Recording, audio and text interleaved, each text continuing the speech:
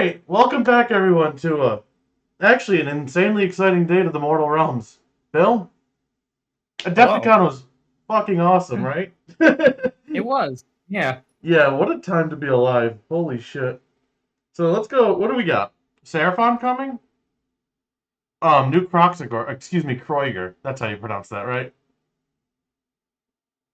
A bunch of new Seraphon stuff. My two favorite death books are on the docket, so that's exciting for me. That is very exciting. Um, Honestly, pretty negative reaction to the heroes from a lot of people. Oh, okay. Trevor, what's going on? Hey, We're live. Hello. you're live. All right, I am plugging in my camera as we speak.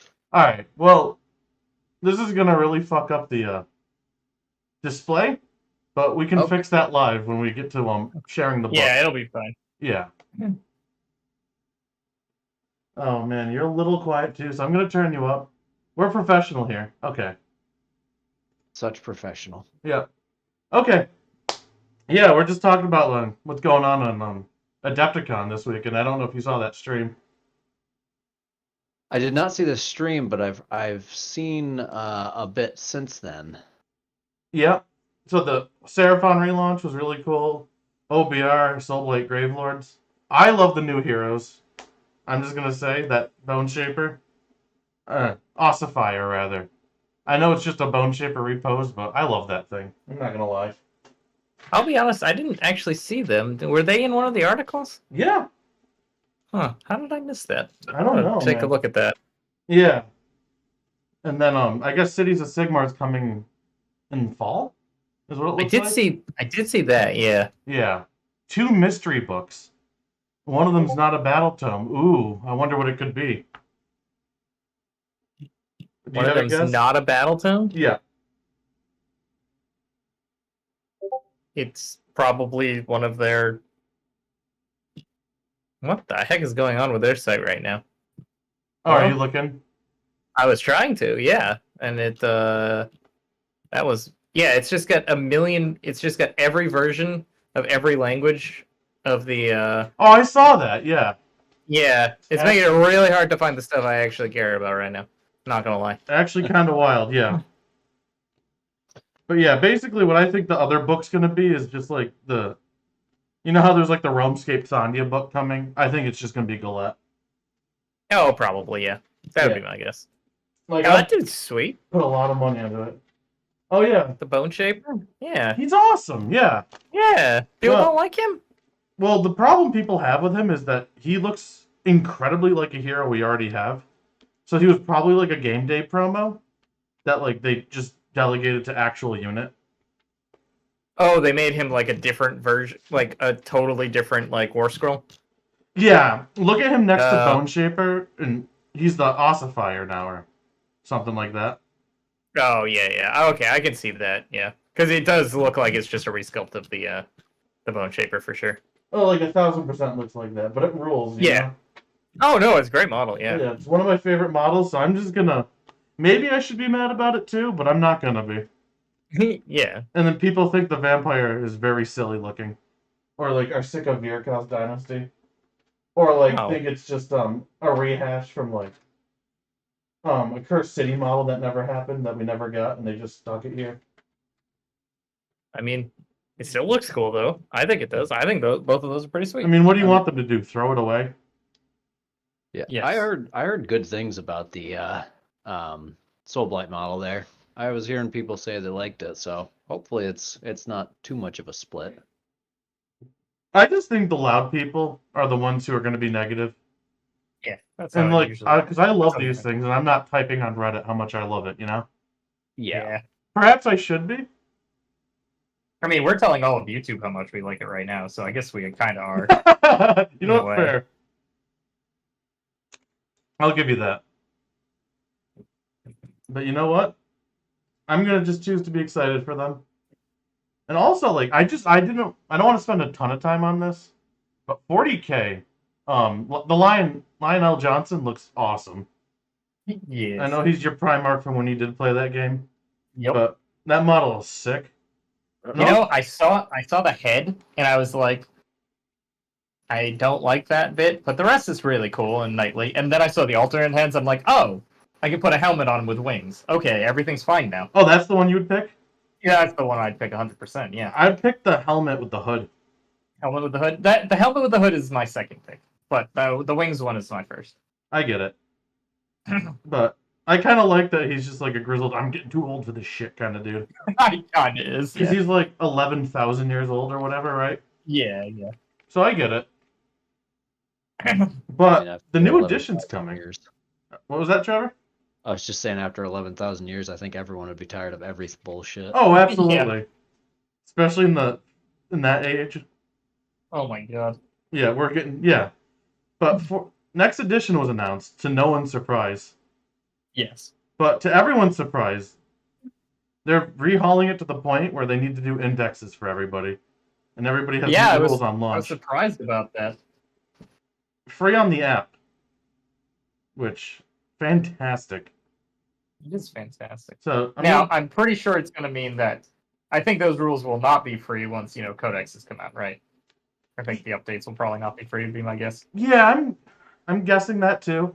Like my Temper fantasy world I expectations. choose to live in this is the beginning of the living rule sets Mm-hmm. that like the game should be on.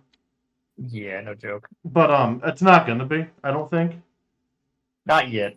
But maybe. I don't know. I They think did say codexes will return. But maybe we'll actually be able to get just the digital version for like $5.99 or something in the app. right. It would be nice. Well, in second edition, I remember you could buy the rules in the app, or the book in the app. Yeah, and you got the PDF version. Yeah. And it was like $15 or something. Yeah. Mhm. It was a whole lot more appealing for someone that, didn't want their house filled with books. Right. Yeah. Yeah, I mean, I've already got too many books. I have so many codexes and what have you. I really like having them, Battletomes. to be honest. And like the books should come with the code for it to be on the app too. Sure. Oh yeah. But you shouldn't have to buy the book. Yeah. I think that's my opinion too. Yeah. There are plenty of armies that I would be like, oh yeah, I'll get the PDF version. Then the main army, it's like, okay, yeah, I want the physical book for this one, but Oh yeah, like I'd have the Beast book by now, I right. could just get the PDF, for example. Yeah. But I just hope they take more advantage of the app. Because there's a lot of stuff like the Tome Celestial, the updates to armies. And the year of our Lord 2023, they're printing them in a magazine. Come on. Right? Yeah, it's true. Yeah. It's true. Yeah. But The year overall, of our Lord 2023. yeah. They talked a lot about what they're changing in 40K. Mhm. And I'm more excited for 40K now than when they said Necrons are being resculpted. Which is huge. That is pretty huge. Yeah, they're simplifying the game down. With their whole tagline, what was it? It was simplified, not simple. Yeah. And they're trying to cut a lot of crap out of the game. Trying to reduce stats. Trying to reduce stratagems that you need to know. Basically, I'll be honest, stratagems are probably one reason I actually stopped playing the game. That is the Because main it's just, reason. this Yep. gigantic Agreed. pile of stuff. It's So- no thank you. how they're doing was- it now is there's going to be a lot less. There's going to be a few faction-specific ones and a few core ones. Yep. And then you take them enhancements till you have 6. Oh, that's way better. And they're all going to be reactive rather than just you need this for your unit to do damage. Yeah. I It mean- definitely put me off of 40K the most was having to even consider stratagems Yeah. every time I played a game. Yeah, because it was it's something would happen and it's okay, I gotta flip through my list of stratagems. I think there's something here I can do. Is there something here I can do? I don't remember. Yeah. I Oh, would look shenanigans. at the data sheet when you get the chance at some point too. 'Cause They Mhm. shared a Tyranid one and how they're going to redesign the whole game around that. And it's I did look at that, yeah. everything has their one rule that makes it relevant and cool. And they moved the strength to the weapon itself instead of a strength characteristic and then a multiplier in the data sheet or in the weapon profile rather. That definitely makes it easier. Yep, which is great. They Yep. have a new stat. Basically, a huge problem was like keeping track of what had objective secured, what didn't. Oh, do they just have an objective secured stat? They now? have a Let's stat look called around. OC, and I was wondering what that was. it's objective contesting or contention. Oh, is it just like how many models it counts for or something? That's my guess. So just like multiply by like each model counts for that, and there you go. I think so, but we don't That would be know. perfect. That would That'd be rule, and like I wanted to say, I want that in this game. Yeah, no joke. Honestly. The amount of times where it's like models count for 2 or 3, or there's like kind of all over the place. And it's a great like play space too, because if this unit sucks and then it can hold more, it's a good unit all of a sudden. Right. Like there's a reason to take it now. It has a niche. It's great. It's Yeah. great design space. Yep. Because it doesn't have to do damage now because it does other things. Yep. It helps you actually win the game. Yeah. But overall, this was a great Adepticon. I'm so glad I watched that live. And I guess one thing I want to address real quick is I feel for the people who play only Flesh Eater Courts or something like that, or is that their favorite army, and they have to wait longer. But somebody was getting screwed, right? Yeah. I'm just so happy that it wasn't OBR, personally, but I feel your pain. Yep. Because those were the army. You got the 2 armies you wanted, right? Well, I wanted them all, but I got my 2 favorite armies. Let me put it that way. If you had to pick 2, If I had to pick I'd say 2, you took your 2. I think it would have been better for the game to have Flesh Eater Courts here. But I can just have that copium and pretend that they're getting a new model release later too. Kind of like Sylvanas style. And then if that's the case, then that was absolutely the right call. I think Flesh Eater Courts, they're an older line overall, right? Yeah, all of it was pre-Sigmar, like old world stuff. That doesn't surprise me at all then that they're kind of later. Yep. Some people think they're getting rolled into Soulblight. I think they would have said that at the stream. I think they would have said that too. Yeah. Yeah. I'd be very surprised if that happened now. Mm-hmm. All right. Been very interesting though, if it was all of that got rolled into one army. That would give that army like quite the line of models in it. Yeah. It would put it back to like the Legions and Nagash days. Except for like instead of Night Hunt, it's Flesh Eater Courts, which would be interesting for sure. Yeah.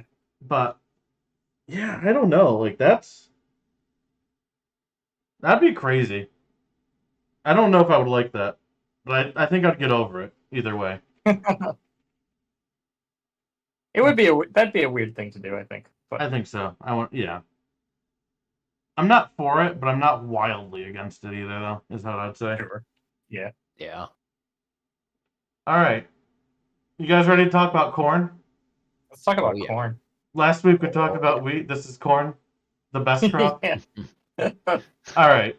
So what's gonna happen for you people watching is I'm gonna switch over, and it's gonna look like a nightmare. I need to make a third screen to add Trevor here, so we're doing that live, and I'm sorry. I didn't realize that he was gonna join until we started the show. I didn't realize I was gonna join until they started the show. Yeah. Okay. So. All right. This is gonna. While he's doing that, Bill, what are you painting up there? The Skull Taker. Ooh. Yes. He seems okay. We'll find out how okay he is in a few minutes. Yeah, we were talking about him actually. Like yeah. You and I. Like there might be something to him. There might be. I think probably not. But you know what? I'm gonna paint him up out of hope, right? I mean, he looks cool, and that's something. And he's got this like sweet ass cloak of skulls going on. Mm-hmm. Yeah, well, that's the thing. A lot of this game is, playing stuff that looks cool. Exactly. Yeah. Okay.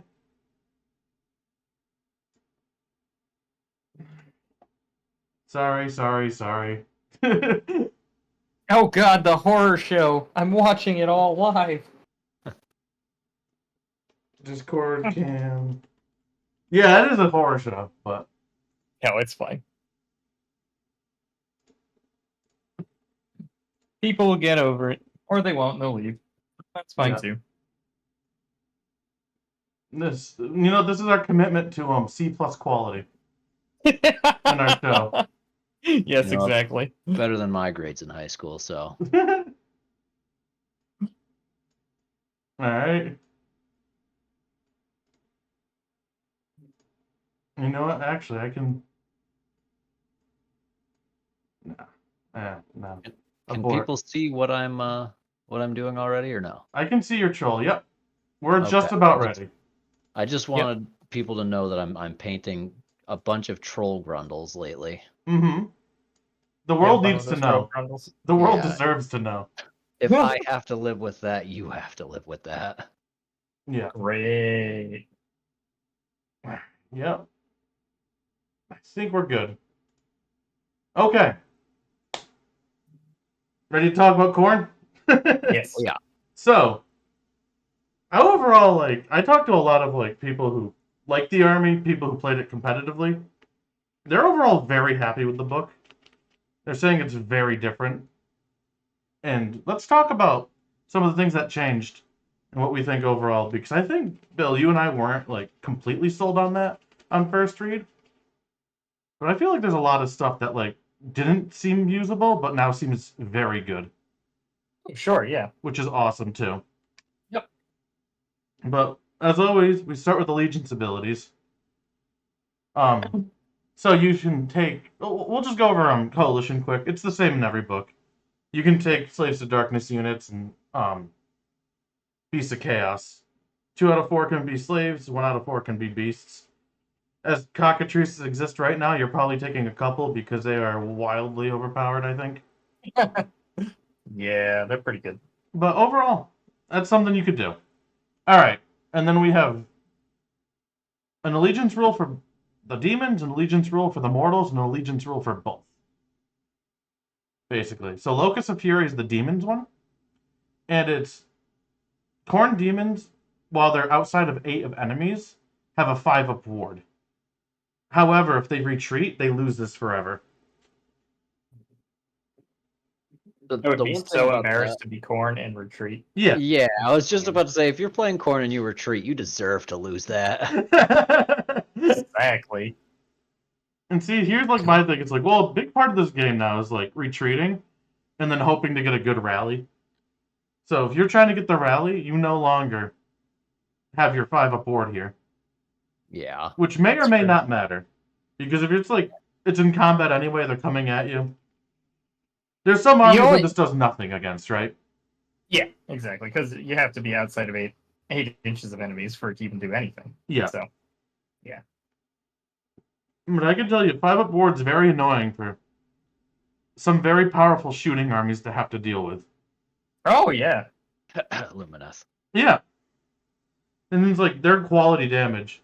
And then just reducing quality down by a third is a pretty big chunk. Oh, yeah. I'm Overall, pretty happy with that overall. Yeah. I don't think there's much to say here other than it's good. And I think it's a really good boon for the Bloodthirsters overall. I just wanted to say that too, actually. Yeah, you beat me to it. Yeah. Of one of the Bloodthirsters' biggest weaknesses is that they would just you'd point a gun at them and shoot them off the table. Yeah. And then can you blame them for wanting to? Or bracket them before they even got into combat. That too. All. Yeah. Yeah, so yeah, overall I think it's very good. There's no situation where this won't be.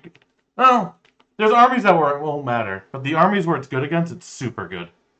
It's only your demons, though. But, again, Bloodthirsters are the biggest things that we're probably getting shot at before, and this protects them. And if you're running only demons, that's great. That's your whole army, yeah. Which seems violent. However, I kind of like the mortal ability better. Let's go into that one. Yeah, great segue, Bill. Murderous to the last. So, Bloodbound model is slain by an attack made with a melee weapon. You can pick one enemy unit within 3 inches of that model and make a murder roll by rolling a dice. On a 5-up, that unit suffers 1 mortal wound. the Slain Bloodbound model is a hero, you make 3 rolls instead. And I guess we'll bury the lead here. Some units can roll 2, and I think Khorne can roll 5, which is hilarious and fun. Correct. Yes. So Yep. actually, is it only out of like the core units, maybe not counting like the weird like Underworld warbands and stuff. I think it's only the Blood Reavers that actually roll 1, because the Blood Warriors roll 2, Khorne rolls 5, Heroes roll 3. And then I think there's that's one it. other unit, and it's like Slaughter something. Slaughter something. I was talking to somebody last night about this. Oh wait, yeah, the Wrathmongers and the Skull Takers. Skull actually. I Takers. guess they only roll 1, and they're actually 4 wounds. So Yeah. that's interesting. That is interesting. Skull Reapers, yep. Yeah, we are talking Khorne on the cob. The best crop. Yes. Last week was the worst crop. I showed you that video, right, Bill? Trevor probably... it's not super ringing a bell, but it's still fun. It's just like a guy in like the Midwest, like driving through like what probably was like 400 miles of corn and wheat fields. He's driving through corn. He's like, "Yeah, corn! Hell yeah, corn!" And it goes to wheat, and he's like, "Wheat, yuck!" It's one of the greatest things that's ever happened to me. That is something else. Okay. I'll show you guys after this, but you at home, take a look. It's great. Anyway, I was wildly off topic. So, like, I want to point out, too, is, like, I think a lot of people read this as very similar to the Stormcast rule. And Stormcast is based on their wound count. But I think you're slightly more likely to do damage on 1 dice on a 5-up than 2 dice on a 6-up. However, Yes. there is the option of, like, getting 2 6s. That's a little bit more damage. However, something huge here is, the Stormcast one is within 1 inch, and this is within 3 inches. And I can't so really... you can go and randomly wreck heroes or whatever? Yeah. And, like, not only that, but, like, I can't tell you how many games I played against Stormcast where they're like, I'm pulling the bat guy, and I don't even get a chance to blow up on you. Oh, that's a great point, actually. Yeah, I didn't think about that. That happens more often than they actually roll dice for it, from my experience. Wow. Yeah, I bet. So, I think, like, the 3-inch range on that, which, by the way, is the way the Stormcast one should also be worded, in my opinion. Oh, sure, yeah. Yeah. But that's just like a good bit of damage. And you have like some units in here. Oh, and I guess Hounds of Karanak too. As far as units that only get 1 dice on this. In the Hounds book. of Karanak? Yeah, they're the Warcry band. Oh, yeah, I was saying other than like those Oh, okay. I must have missed that part. Yeah. guys. Yeah, I said Underworld warbands, I think, but yeah, Okay. I count them too. Yeah. Which I think those are fine too. By the They way, might be, but yeah. we'll bury the lead here. But I think that's just a good rule to have. And like you have a lot of stuff like Blood Reavers that you want because they're chaff. They build your blood ties. And you're like, I don't even care if these fight. This is how they deal damage. Right. Yeah. Yeah, I don't care if they're doing damage. And they actually have an extra attack now too, the Blood Reavers, so that's And I think it's the exact same thing we were talking about before in the Slanesh book, where like if you have to take 2 to 3 wounds to kill a screen, you're not thrilled with that exchange. exactly. Yeah. Any thoughts, Trevor, before we move on? No, I agree. Taking wounds on a screen is never a fun thing to deal with. Yeah. And then the last So one. Go ahead. So not only will they maybe hurt you in an attack, but then they'll blow up and hurt you there. Yeah. And you're just gonna get dink and dunked, and then you're gonna kill the screen, and then I'm gonna get a blood type point, and then we'll move on from there. Yeah, it's just like It's worst feel case bad all scenario. around. It's like 2 mortal wounds, and that's fine for Yeah. 80 points. And then like your yeah. bigger units that you actually want to have fighting, like they always do something. Yep. Good rule. And then the last one everybody has is Hatred of Sorcery. It's a 5-up spell ignore, and then every time it works, you get a blood tithe point. So, huge distinction here between how it used to work. It used to be a 6-up, which 5 is much better. But you used to be able to trigger this on your own spells, and now you can't. So there's Which lists is- going around that are like, I'm going to take an Arcane Tome and a Horror Ghast, drop the Horror Ghast here, and then just casino dice roll and get all these Blood Tithe points. Then move it forward, and then move my whole army into range, and then roll again. You can't do that anymore. Thank goodness. You probably That's shouldn't silly. be able to do that in the first place. Yep. Yeah, but I bet you when they came out with that and they were writing the book, that was like a last minute correction, like, oh no. yeah, they Get saw rid of that it. and they're Get like, rid of it. oh, we didn't think of that. Yeah. Wait. Yeah, Don't exactly. send it to the printers yet. We got to change. Mm-hmm. But like, there were times in OBR where I brought Null Myriad just for the 5-up spell ignore. Not Yep. many, mind you. And like when the book was newer and I was learning things, but like, it's an enticing rule. It's basically like you're gonna have. I mean, enemy armies are just basically gonna probably want to use buff abilities more now Yeah, instead, right? I guess they always would. That's like Yeah, normally it's what probably true. happens. But there's just like some armies, like think of Tzeentch, right? And like most of their damage, you're just flat out ignoring a third of it. Yep. That's a problem for them. There's a few other, like Sylvaneth, like hates to see this. Oh, it's even worse actually because for Tzeentch, because you also, if you're running demons, you also get a 5-up ward. Yeah. And like the Mortal Wound Bomb, like reducing it by a third, then a third. Yep. Like that's pretty big. Yeah, it is pretty big. Yeah.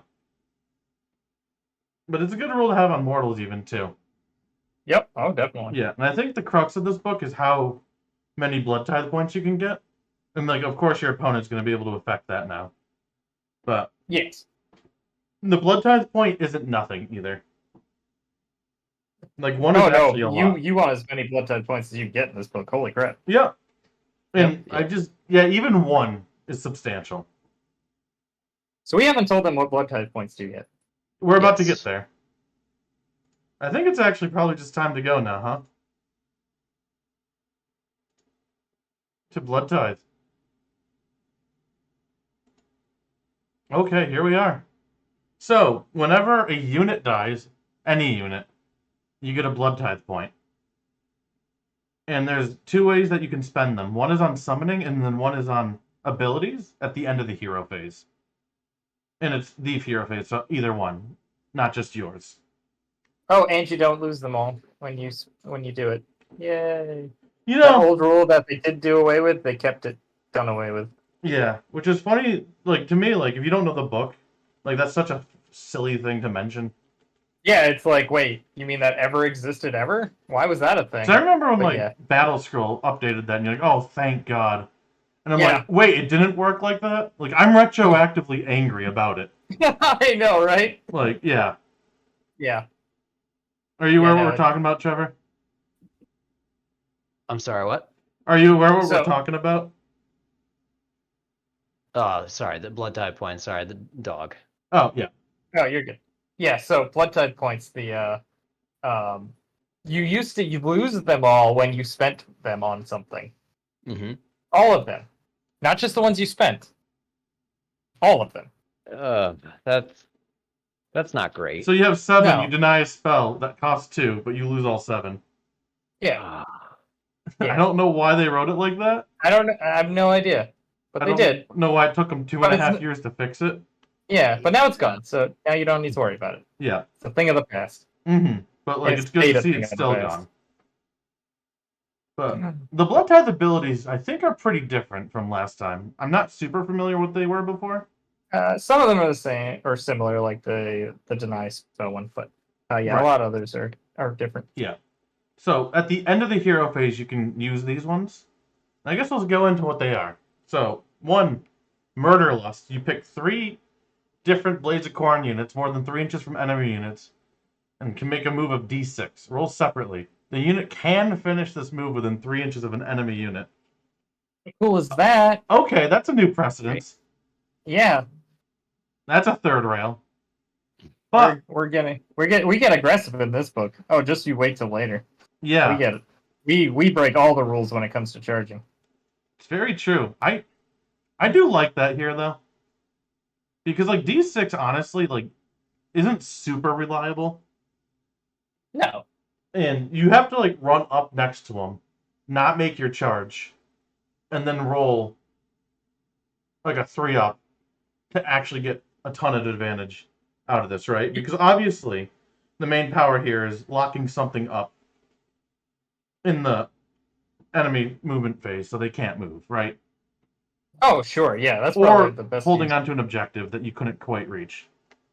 Yep. Or it's like a redeploy where they don't actually have to have moved yet. And then you can redeploy later also. Yep. So you can get really far away from something if you really don't want them charged. Yeah. Which, admittedly, you're Khorne, so I think you're doing it wrong. But, you know, that's okay. There's just going to be a time where like you see into the Matrix and like you just see this ridiculous line of play that being able to move D6 and then D6 again will let you do something wacky, you know? Oh, yeah, absolutely. And like I'm here for that. And it's only 1 point too. Which is really nice. So it's like, now you can only use one of these abilities a turn, right? Correct. Okay. But let's go to the next ones. Spell Eater Curse. So this one is you do it immediately after an enemy wizard casts a spell, but before an unbinding attempt is made, which is different timing. But so if they cast a spell, you don't like it, 2 points, say no, and then you can't do another reward in the end of the hero phase like normal. Now, this is probably going to get FAQ'd, but you'll notice it says you can't do another one at the end of the phase, but it does not say you can't do multiple of these in the same turn. Oh. Yeah. Good eye. That's a good catch. I'm sure that's not intentional, but... Yeah, I'm sure that's going to get FAQ'd, yeah. Yeah. Someone at GW is waiting, going, God dang it. Yeah. It's like that thing where like every time there's like a redeploy somewhere, they forget to put the line, can't move after this movement. Oh, every time. Yep. Every teleport, ever. Yep. It's just another one of those. Yep. Don't you even kid yourself. You can't actually do this, but technically you can right now. Correct. Yeah. But I don't know, a pocket like auto dispel. That's gonna come in handy. Oh, yeah. No, that one did exist before. And yes. It certainly did, and it was certainly one of the better ones before, was it not? Yes, it was absolutely one of the best ones. Yeah, so it's probably gonna be great here.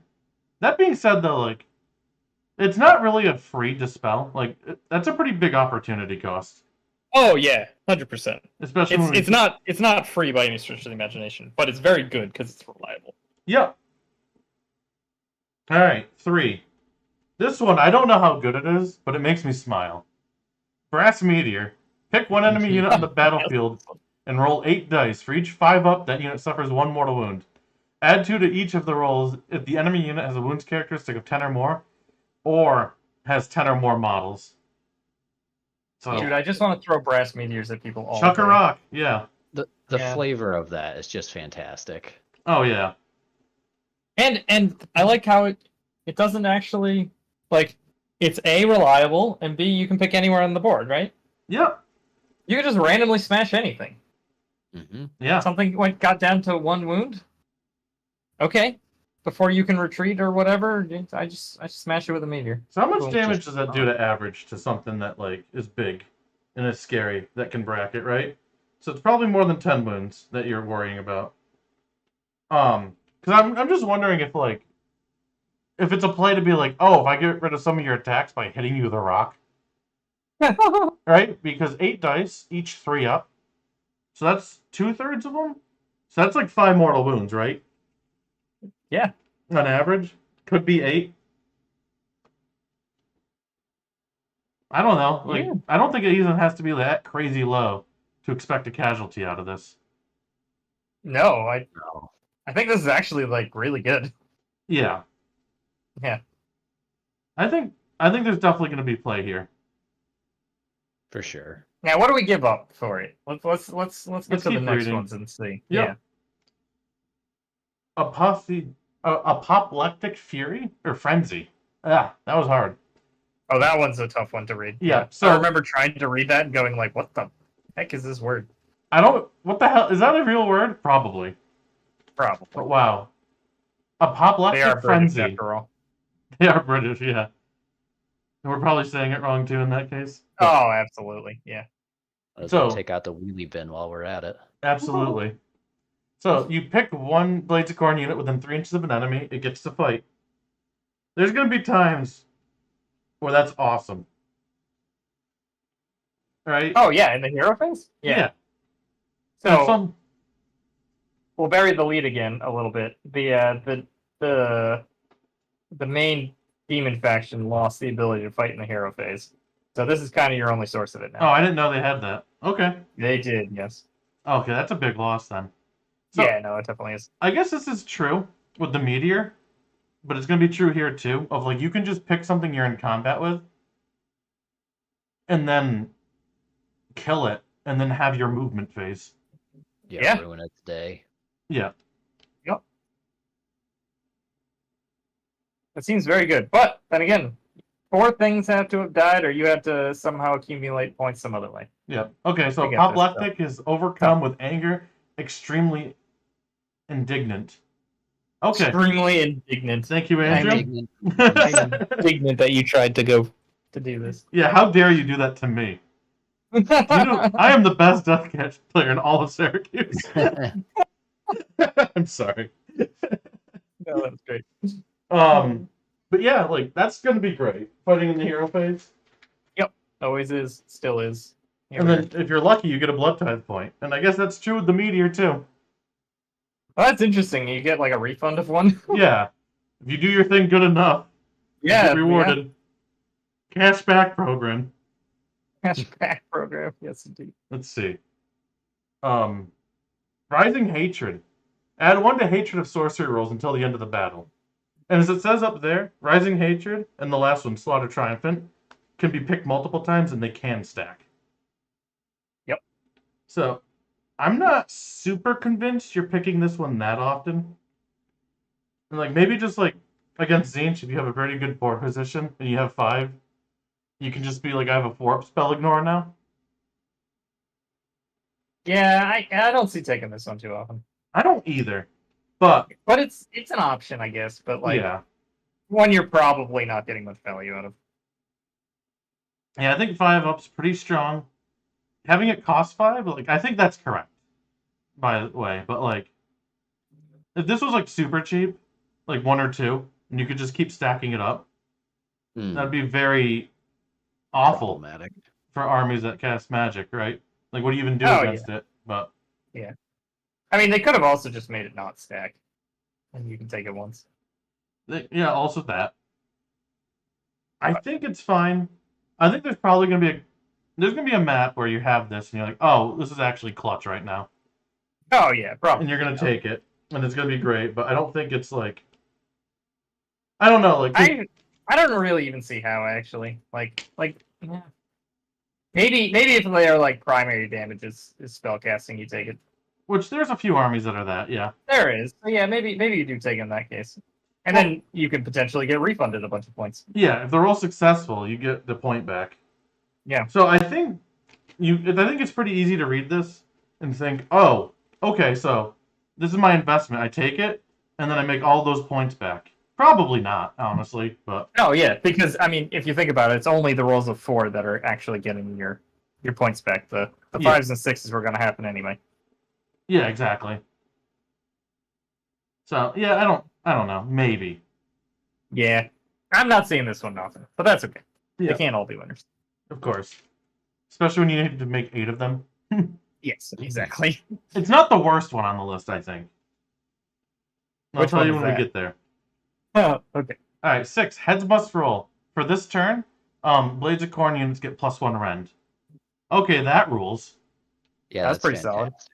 Yeah. It's just like, I can't take the Purple Sun. Here you go. That's true. We can, well, can we not take the Purple Sun? You need to take Arcane Tome, I guess. Yeah. But I'm really surprised they didn't explicitly forbid that. I'll be honest. Well, no Khorne player in their right mind would take it, so it's okay. Yeah, but you know, it's either way. I think effectively rend 1, cashing it in. Like 6 is a lot though. Like 6 dead units. Yeah. You have to like have a good turn coming, and then be like, all right, and here's the big turn, and I cash this in, and I cash in my Blood Secretor, and let's go kabam. What this reads like to me is you win the double from turn 2 to 3. You already killed a bunch of stuff. You have the 6. I hit button. I secure win. Yeah, basically. Yeah, right. Yeah. Let's see. Let the blood flow is the 7 one. This is the worst one, I think. Roll 1 dice for each enemy unit on the battlefield that is within 3 inches of any friendly Blades of Khorne unit. On a 2-up, they suffer D3 mortal wounds. Oh, yeah, that one's just not worth the text. No. Yeah, like, I don't think it's... Even if they were the same cost, I don't think it's even better than the additional rend, and it's more. Yeah.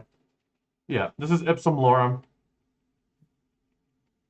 Like, is there a time where that's gonna be, like, the best thing ever? Maybe. If, like, 3 guys are in combat with you with 1 wound left, and you can guarantee you kill them and then get your movement phase, yes. Yeah. How often does that happen, though? Not often. Yeah, but, you know, it's there when that little niche window hops on over, you know?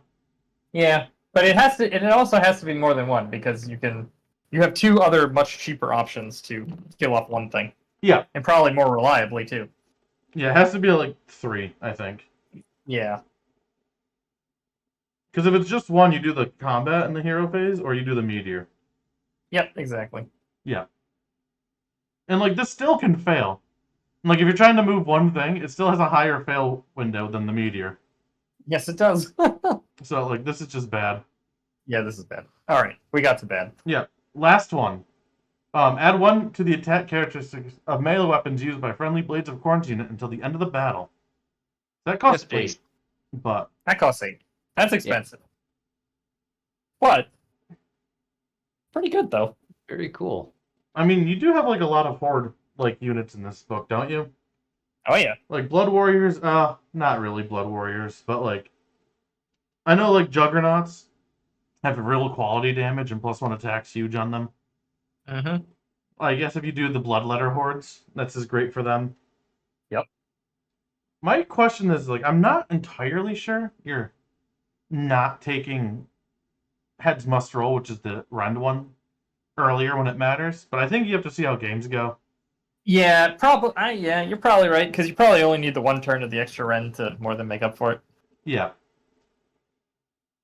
I guess against Skaven, though, like, or an army that has, like, a bunch of units, like, this will be much easier to get to. Something that also casts damage spells. I think it depends on how early you get to it. Like, if you luck into, like, a lot of points early, I think this one will be better.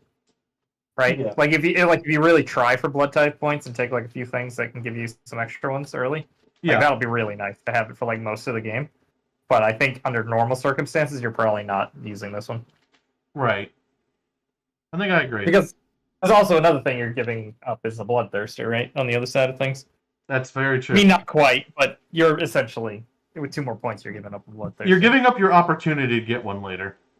Yeah, exactly. Basically, yeah. Because getting 16 blood tithe points, or 18 rather, that's probably impossible. Yeah, exactly. So, if you care, well, you're giving up 20 blood letters, like, so you have to get more value than 20 blood letters. Yeah. Which I think is hard to do. Yeah, and I think by the time you get to 8, most of your army's going to be dead too. Yeah. Is what I'm imagining is going to happen. And then, like, 20 blood letters is so much better. Yeah, exactly.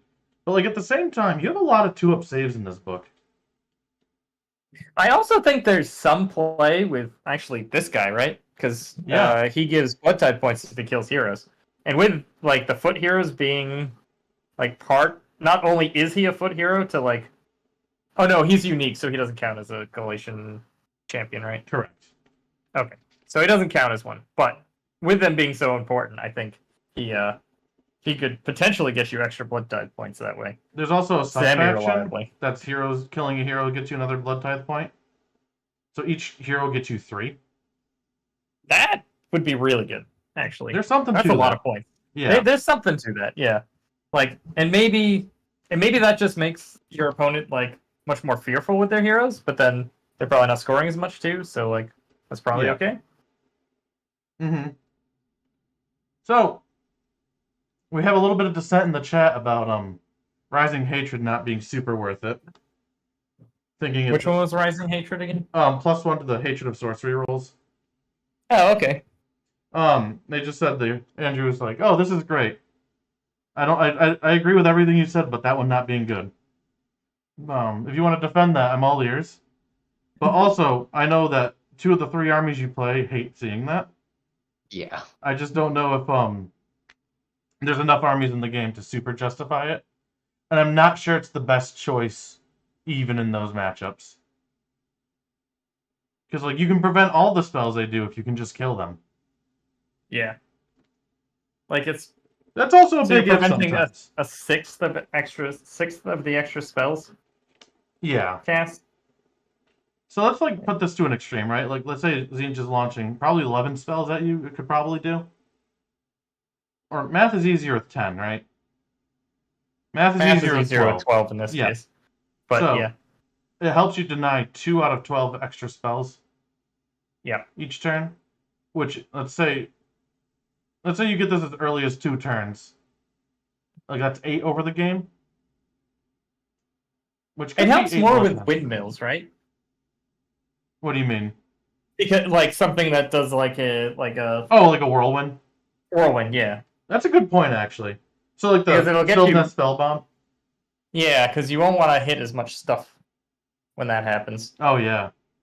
So, like maybe I think there's maybe a situation where your opponent is doing a thing, and you're like, oh my god, this is the moment I've been always waiting for to use this thing.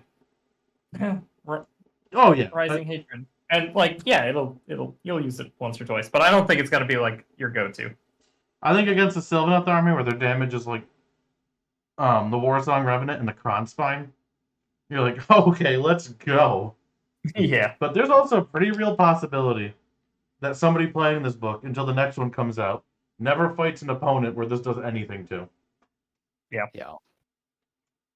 Now I play against you, Alex, so it might be good against you, but Oh, I do a lot of buffs though. actually, yeah, you do a lot of buffs, so probably not even. Yeah. Yeah. Like I play Sylvaneth, that's fair. And Skaven, that's also fair. But the rest of them are like pretty buff. Well, there's a debuff one too. With Soulblight. But I don't know how Soulblight's I'm not gonna gonna play. be like, oh, you have this one debuff spell, so I definitely want to spend 5 blood type points to Oh, if you do that, be my guest. better. Yeah. I'm not doing that. So I guess we'll see. This one could Yeah, be. I think. Yeah. Yeah. It's a Maybe good someone silver bullet. Let me put it that way. Right. Yeah, I think I agree with you. Yeah, but I feel like. Tell me if you guys disagree or agree. I feel like I'm racing to 6, and then if an opportunity strikes for 3 or 4, I'm in. And if something's going to just fuck me, I'll do Spell Eater Curse to save myself. Yep. Yeah. And Murderlust is so cheap that it might just do some really tricky stuff. I mean, actually, honestly, let's talk about the fact that you have a spell ignore there at 2 instead of spending 5 to potentially ignore some more spells. The 2 is probably not only more economical, but might actually save you more damage in the long run anyway. Oh, because you actually pick which one it is? Yeah, you could just be like, nope, that whirlwind doesn't happen, or something. That's an that's an excellent point too. Okay. So I don't think the 5's worth it. But that's okay. Yeah. It's the call against Tzeentch? Maybe. Maybe. I want to see that played. Because I could see it. I could see it now. I don't know. For sure. I think it'll really depend on at least specific situations whether just killing them is better than even bothering with all of that. Yeah, like if you're in range to kill Kairos. Oh, Ryan, thank you, man. Good to hear from you. Alright, and then this is the summoning table. It's going to be hard to evaluate how good the summoning is until we go through the units, of course. Yep. Bloodthirst are still there, but you need to kill 10 units. That's a lot. It's a lot. Yeah. It is. Sometimes, let's see. I guess something to look out for is in list building is how much do you want to abuse the blood tithe? And how much do you want to have chaff that just dies to get you the blood tithe? Yep. That'll be interesting to see. But let's see. I think Fleshhound's at 3 points. That's probably going to be a pretty good pick because that's pretty good objective hold. And there's a hero that interacts with that very well, which I think is hilarious. The 20 Bloodletters is probably going to be more relevant than any of the Bloodthirsters, I think. That's a lot of bodies. Yeah, and it's 2 points cheaper. Yep. Yeah, and then the... Yeah, what is that? It's 20, right? Yeah. Yeah, that's 40 wounds now? Spoiler alert! Well, Oh one, yeah, not 2 wounds. spoiler alert, yep. But yeah, so that's 40 wounds. So that's pretty freaking good. Yeah. Granted, they're like gut rippers, but that's okay. Whoa. We'll have that debate when we get there. We'll get there. I can devil's advocate that one. I know. Alright, but yeah, I think my high level thoughts right now is it's gonna be Fleshhounds, 10 Bloodletters, 20 Bloodletters. I don't know how good the Skull Cannon is. We'll see. I don't even know if I read it, to be honest. I read didn't most either. of the book. Yeah. Yeah. I heard somebody say it was good. But I feel like I don't know. That reads Skull Cannon's one of those things that are like every time a book comes out, someone's like, "Oh, it's time." You know, like the Spite Revenants and Sylvaneth. Yeah. How many of those have you seen on the table? Not very many. Yeah, sad. I like them. All right, enhancements, command traits. So I think we all read all of these. Should we go through all of them? Probably. Yeah, let's just do that. So there's 4 for the demons, 4 for the Khorne hero or the mortal heroes. So, demons, embodiment of wrath. Start your hero phase. Roll a dice for each friendly bloodletter host within 16 inches of this general. On a 2-up, you return D3 slain models. Ooh, that's exciting to me. So bloodletter host, if you're wondering, yeah, they couldn't just say bloodletters because bloodletters, like all the heroes are bloodletters as well. So they gave bloodletter host keyword to the bloodletter unit. So that's what it affects. Yeah, which is smart because I feel like the real way to abuse this is aren't there like bloodletters on juggernauts? Yes. Getting D3 of those back? Ha! Yuck. That would be no. Yuck. That's not a thing. Unless they accidentally gave that to them, and then wow. Okay. I guess we'll pay very close attention, but Yeah. I'm almost certain that's why it's a bloodletter host. Yes, me too. Yep, but still, I don't know. Somebody's reading this and is like, "Oh lordy, I'm coming." For this build, which is cool. Let's see. Favorite of Khorne. If the general has this command trait, you begin with 1 blood tithe point. There's probably somebody who's going to do some perfect math, figure out a list, figure out exactly a way to get something on turn 2 super early. Yep. The average person doesn't need to give a shit about this. Yeah. But like that special Johnny out there, he's going to figure it out. I think you and I had talked about it a little bit, and I was kind of like, maybe it's good, but the more thinking on it, it just, yeah.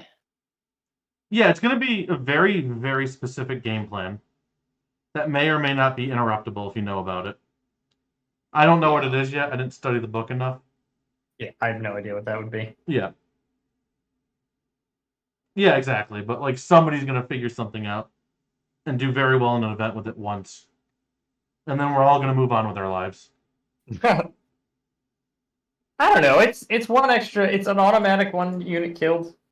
So like everything's just a little bit more accelerated. Yeah. That might be okay. There might be something to it, yeah. I don't know. Even like in a general circumstance, it might be okay. Like even if you're not doing something crazy. Well, let's Just talk about some because, other like- ones that have really good general circumstances, right? Yeah. Because there's Firebrand here, who makes one of your demon heroes a priest. And you have prayers that are wildly good. Yes, you do. So that's probably just better. Well, yeah, all right, you got me. Yeah, right? And then this one's cool, Unrelenting Hunger. So if it fought at the end of the combat phase, if the general fought and it's within 3 inches of an enemy unit, it can pile in.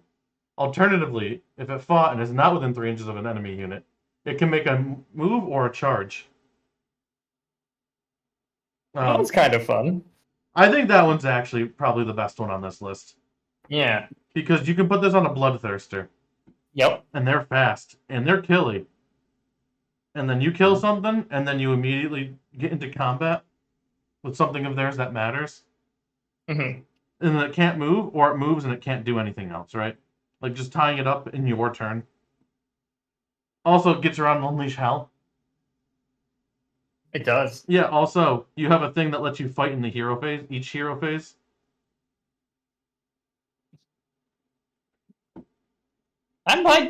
Yeah, there's probably something to that. That's the best demon one, hands down to me. Yeah, I think so.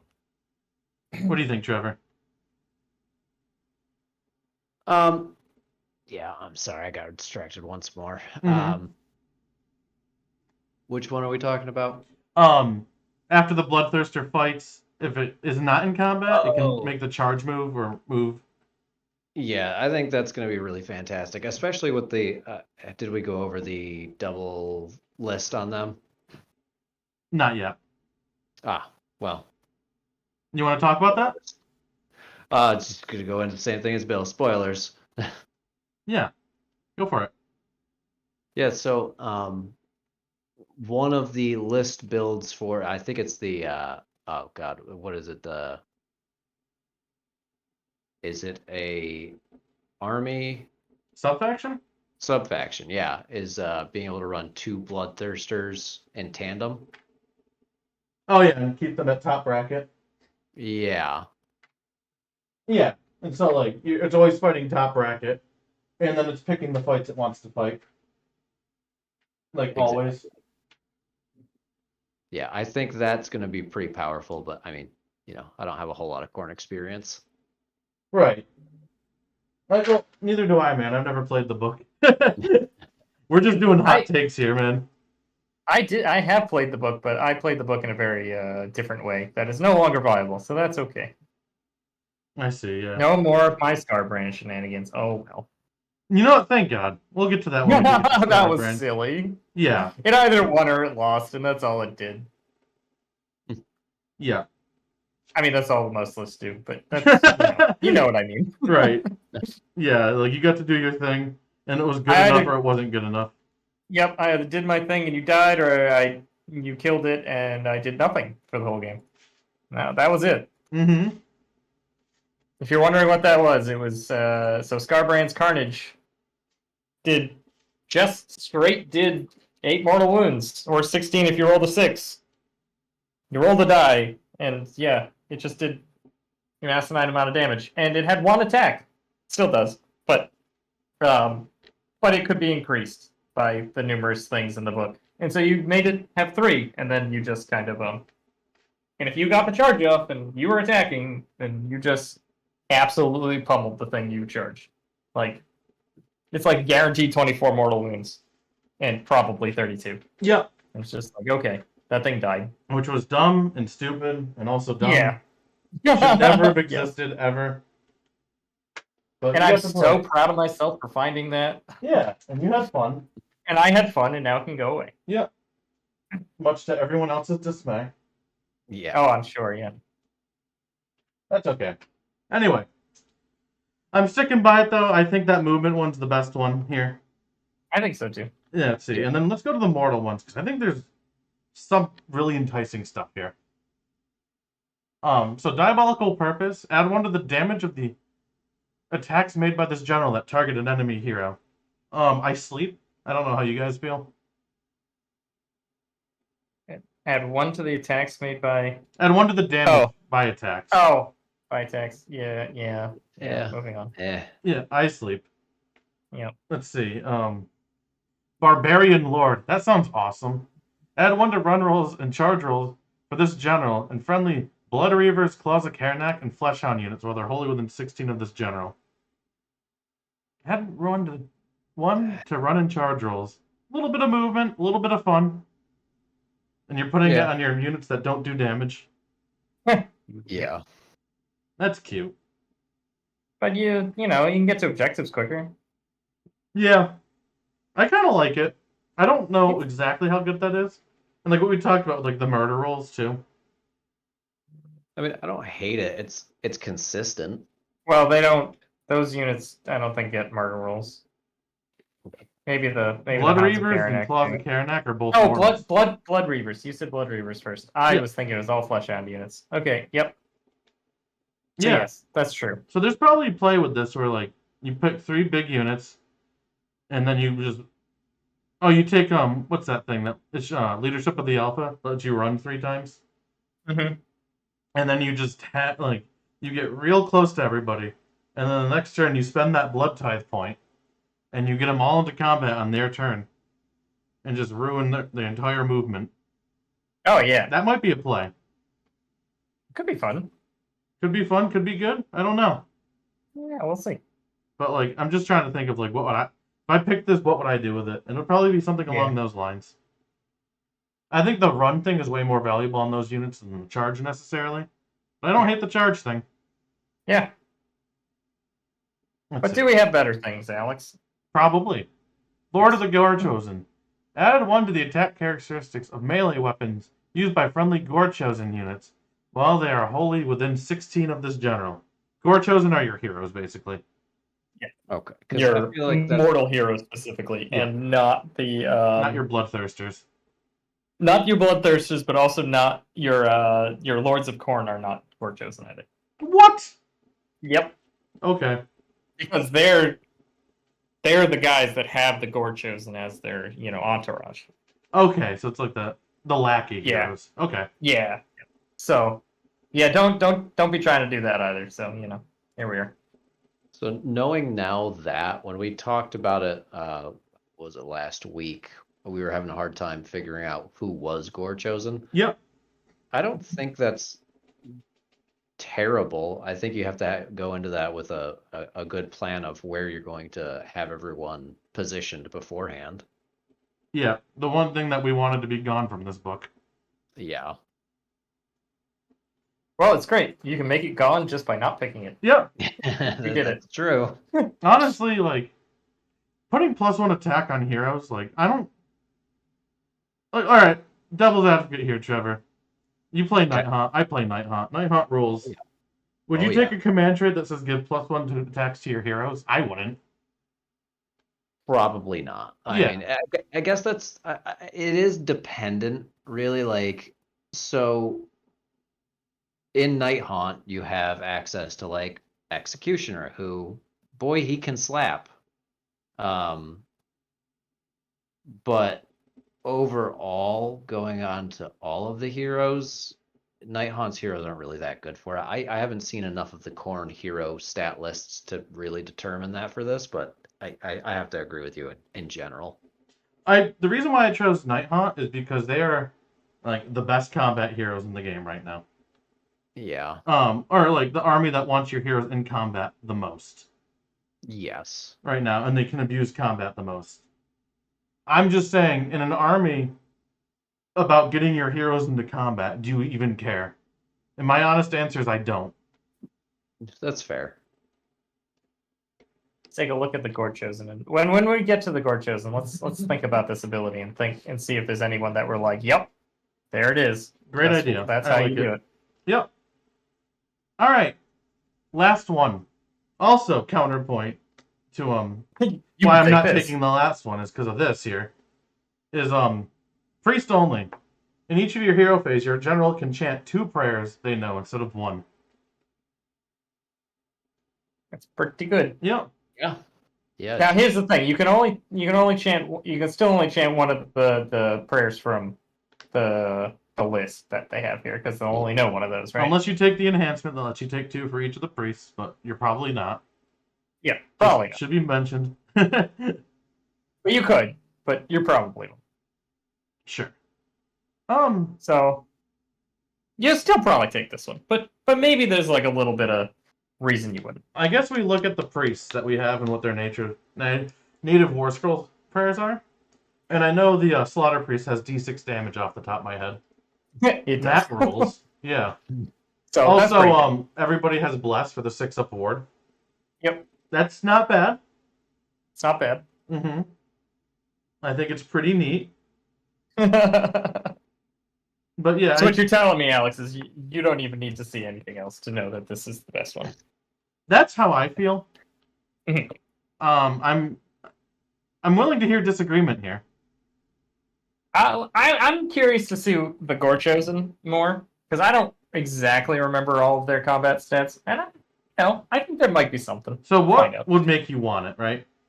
What would make me want it? So, if I remember right, the smithy one can improve someone else's weapons when you take him, and he has low number of decent attacks, and then he can make someone else's things better, and then you can make it even better. So, like, there might be some combos there. If I'm running a list with 6 heroes and like 3 of them have 3 damage, then yes. I will concede that it's better than probably an extra prayer that's d6 damage. Or 6 up ward. Right? Yeah. Let's see. That being said, overall, out of all of these, Unrelenting Hunter in the demons list is probably the best one. Might be. That's my I want to make this. I want to make this Gore Chosen one work now. So I'm gonna forsake everything else. Oh, because I said I didn't like it. favor of that one. You have to fight my authority. Oh yeah, absolutely. All right, Bill. Yeah. Let's fucking go. Sorry, Trevor. What were you saying? I was just saying Bill's gonna die on this hill. Oh, I'm of gonna course. die on this hill. Yeah, that's what these shows are. I don't like this. Oh yeah, Hold on. absolutely. What these shows are. Yeah. Okay. Let's talk about artifacts of power. Oh, I went too far. Good enough. Alright, again, 4 for each. Demon ones. The bearer has a 4 up ward against mortal wounds. Let's see. Argrath, King of Blades. I won't argue with you on that one. Ward rules cannot be made for enemy units while they're within 3 of the bearer. So if you're in combat with something, they don't get a ward. Niche, but like, Yeah. if your meta is like Nurgle and Nighthawk and other things with wards. Niche, but very strong in the right circumstances. Yeah, exactly. Yeah, yeah. This is where like the 2-list format becomes really strong too, and really cool. Because you're like, oh, I have this silver bullet, and then when you come across something that like, I don't know, I like that for the 2-list format, just having that little option. Oh yeah, I would love that. Yeah. Okay, let's see what else we got. Halo of Blood. That rules. The strike first effect applies to the bearer. Yeah, it's Hey, Bill. That's pretty good. Let's take everybody back to 2019 Flesh Eater Courts. There is one funny fellow named the Terrorgeist, and when he was in Gristlegore, he had a command trait that he always had strike first. And he had. If we take them all the way back to this, he had strike first that was strike first even against strike first. Yes. It was so annoyingly worded. Strike really first. Yeah. Strike so first that he stroke first. Yeah. Yeah. And that was relevant to me because I was running Deepkin. And I was like, turn 3, yes, I can actually hit you before you hit me. And you were like, Yeah, that was... And I was like, oh, I'm Hold dead. up. All right. Wait a minute. But I just want to, like, remind people of the games we played where, like, a Terrorgeist tabled you by the bottom of turn 4.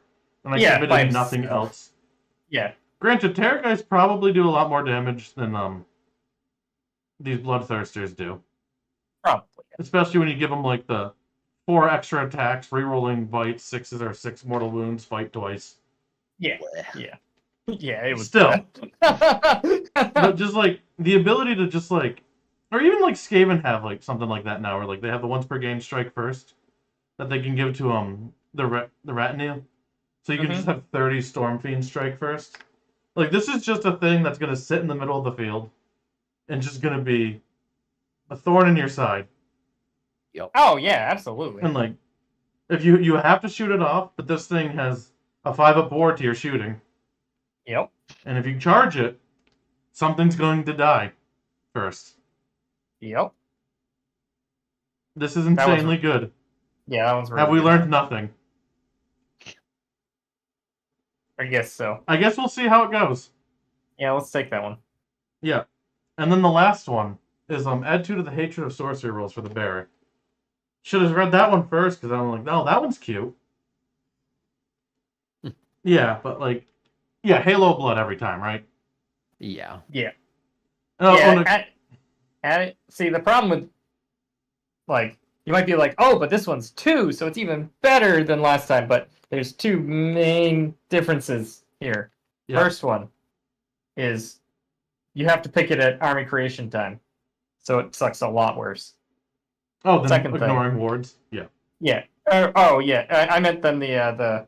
So I was comparing this to the spend 5 points to add 1 to your roll. Oh, Right. yes.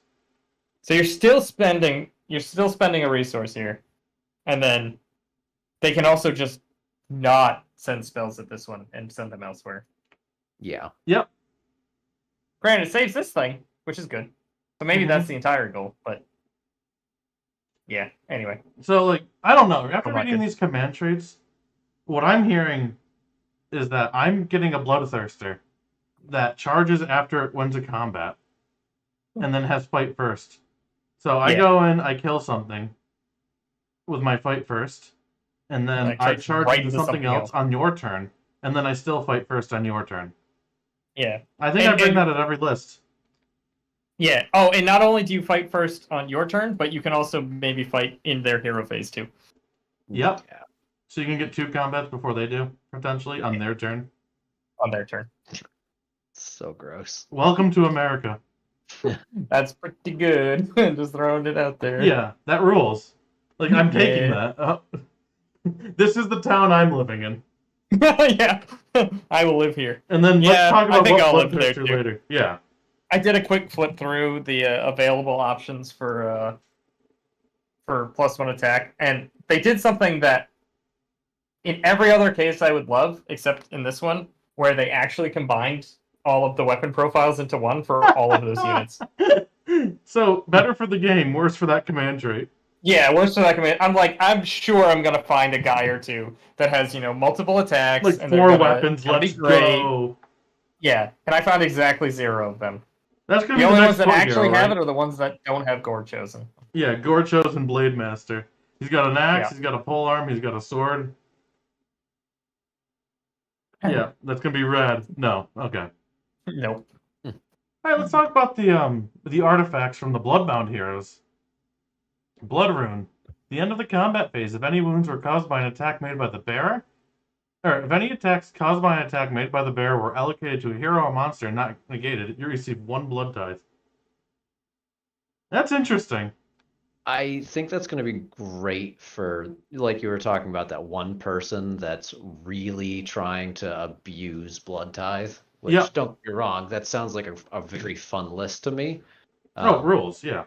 Yeah, but in general, I don't think it's going to be the one that most people take. You know when I think this will be taken a lot?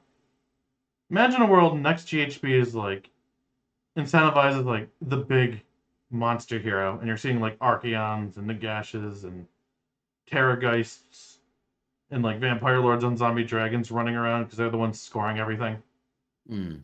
And you're like, okay, I need to kill this. I need to just launch shit into that guy. He's gonna last multiple turns. I'm just gonna fight that thing.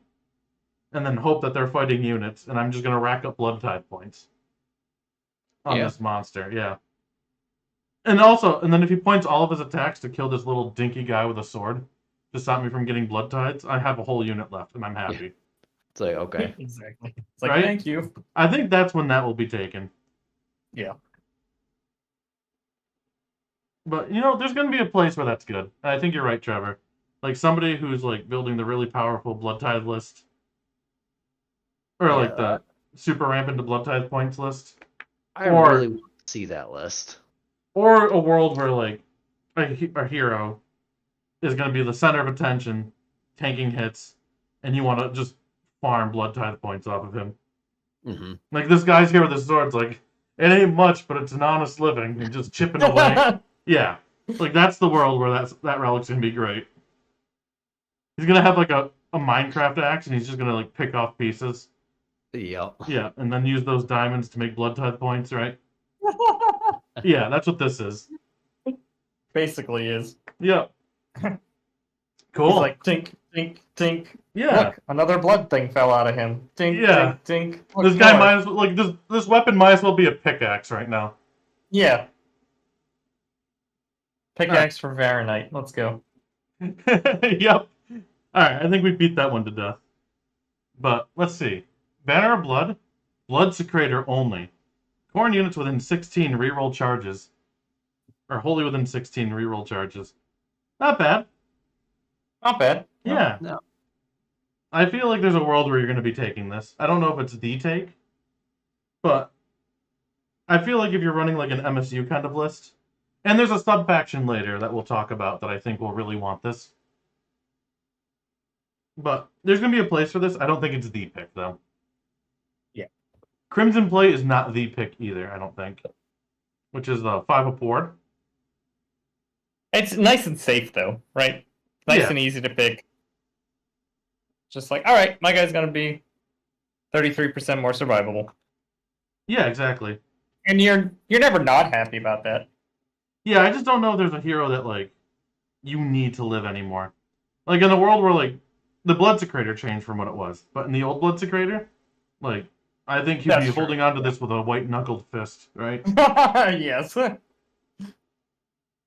that, Yeah, I think it's just like you kind of build yourself like a little, a hero that you're like, oh, this guy will be good. And then you yeah, throw this on him, and it's probably exactly. fine. Yeah. But And then the last one, pick one of the bear's melee weapons. Improve the run characteristic of that weapon by 1. In addition, if the unmodified hit roll for an attack made with that weapon is a 6, causes 1 mortal wound in addition to any damage it inflicts. So, is there a hero that you were skimming through, Bill, that had like 5 or 6 attacks that were yes. pretty good? Pretty good. I didn't look too closely. I was looking at quantity. I was basically just looking for like Quantity. 2 attacks, 2 attacks, 2 attacks, or 2 Okay. sets of profiles, and I was like, Got nope, it. nope, nope, nope, nope. So I feel like there's going to be a hero that will use this fairly well. Yeah. Mm-hmm. But Now, is it only against heroes, or is No. it just it just works. nice? Yeah, so I guess we'll pay close attention as we go through the heroes. I'm sure there's somebody who'll want this. Yep. I would have loved to put this on a Bloodthirster. Yeah, no can do. Yeah, but my honest answer here, what I would take is Halo of Blood. Yep. I will fit that in every single list. Now, the odd chance I don't have a Bloodthirster, probably the Banner of Blood, actually. If you don't have a Bloodthirster, are you even playing the game? Yeah, Just saying. Got a point. Got a point. you're playing Combat Patrol or Vanguard. There you go. So you're not playing the game. Okay. Yeah, All right. Yeah. you're not playing the We're all game. clear. Yeah, we're all clear. All right, you elitist prick. No, You're not playing real Warhammer. Yeah, I'm only messing, and everyone knows it. of course. And if you don't know it, well, all right. You Now can you do. you can think whatever you want. If you don't know it, just stick around. You'll get it. But you know what though? Like, yeah, I see a world where Banner of Blood's a good take. Halo of Blood is always a good take. Blood Rune is going to be a good take against certain opponents. I think. And again, he becomes a miner. Time to He's a convert a miner. pickaxe onto that fellow. Oh my goodness. That's what the Blood Rune is. It's not a rune at all, actually. Yeah, there's no rune here. It's just Kind of like how the discouraged Varanite, big red just a button. Varanite pickaxe. Let's go. Yeah. Which honestly sounds rad.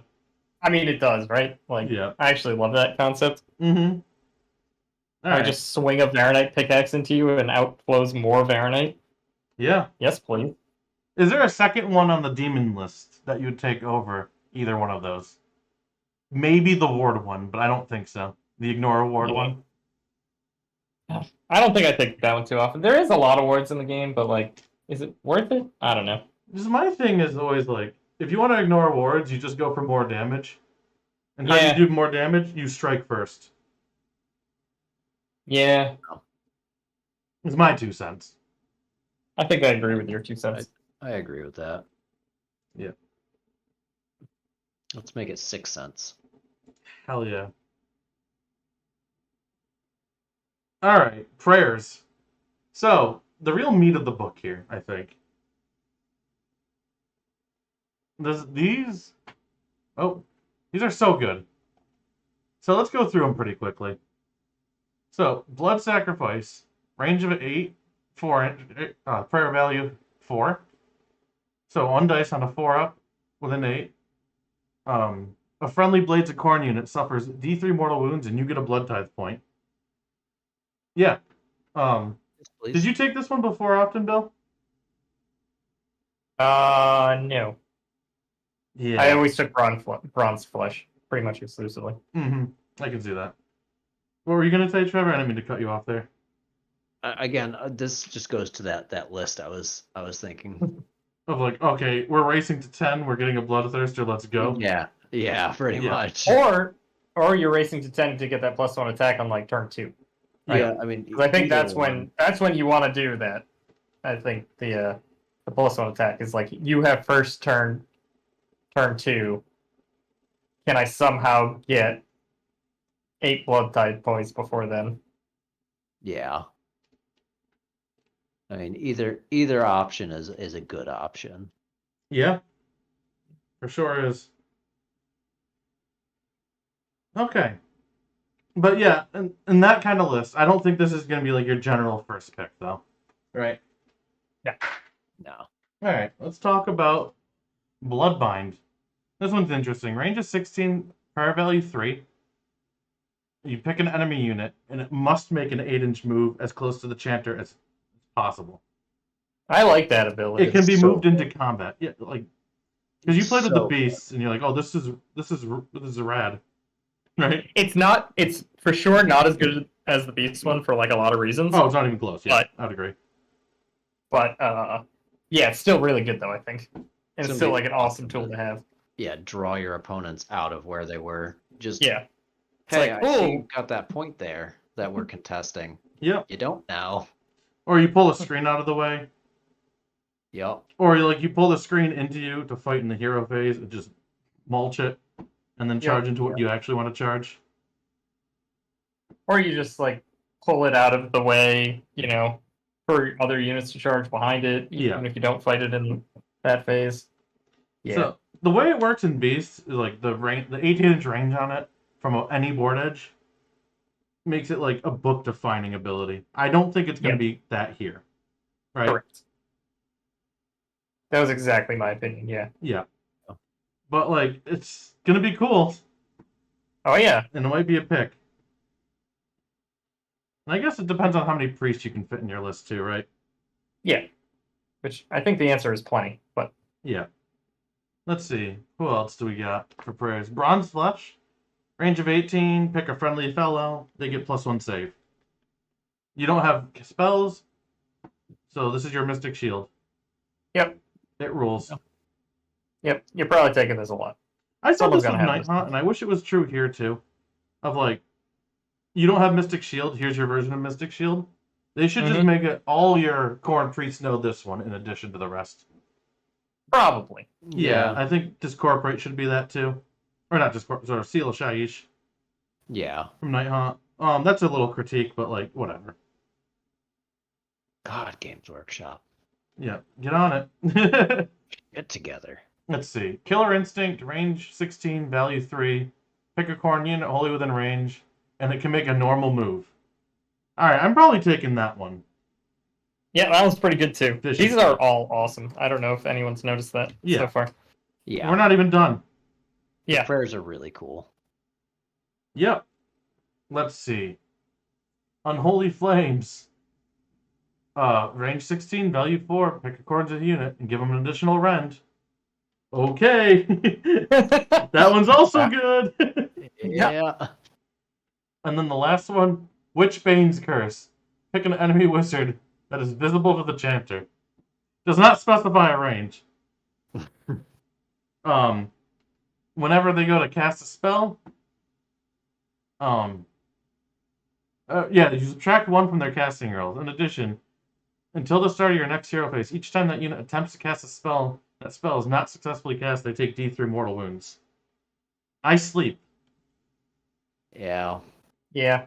Again, it's going to be very specific matchups that's going to be useful. And if you're just building a list for general use, you're definitely not picking that one. Like even like I don't even know how you build towards this too. Is my point, right? Like You do. let's think Yeah. about it. Like most wizards in the game have one cast, Yep. and you pick them, and then they fail or they don't fail, and they take D3. And who the hell cares? They're gonna heroic recovery later. Or you're like, I mean- oh, I'm gonna put this on like a Nagash, and he gets like +3. Yeah, I was gonna say, and then he gets +3, and no one cares. Yeah. Like he didn't fail. Like, Yeah. I don't like they might as well just put 5 lores here, right? Like we Yeah, ended with like last but absolutely least.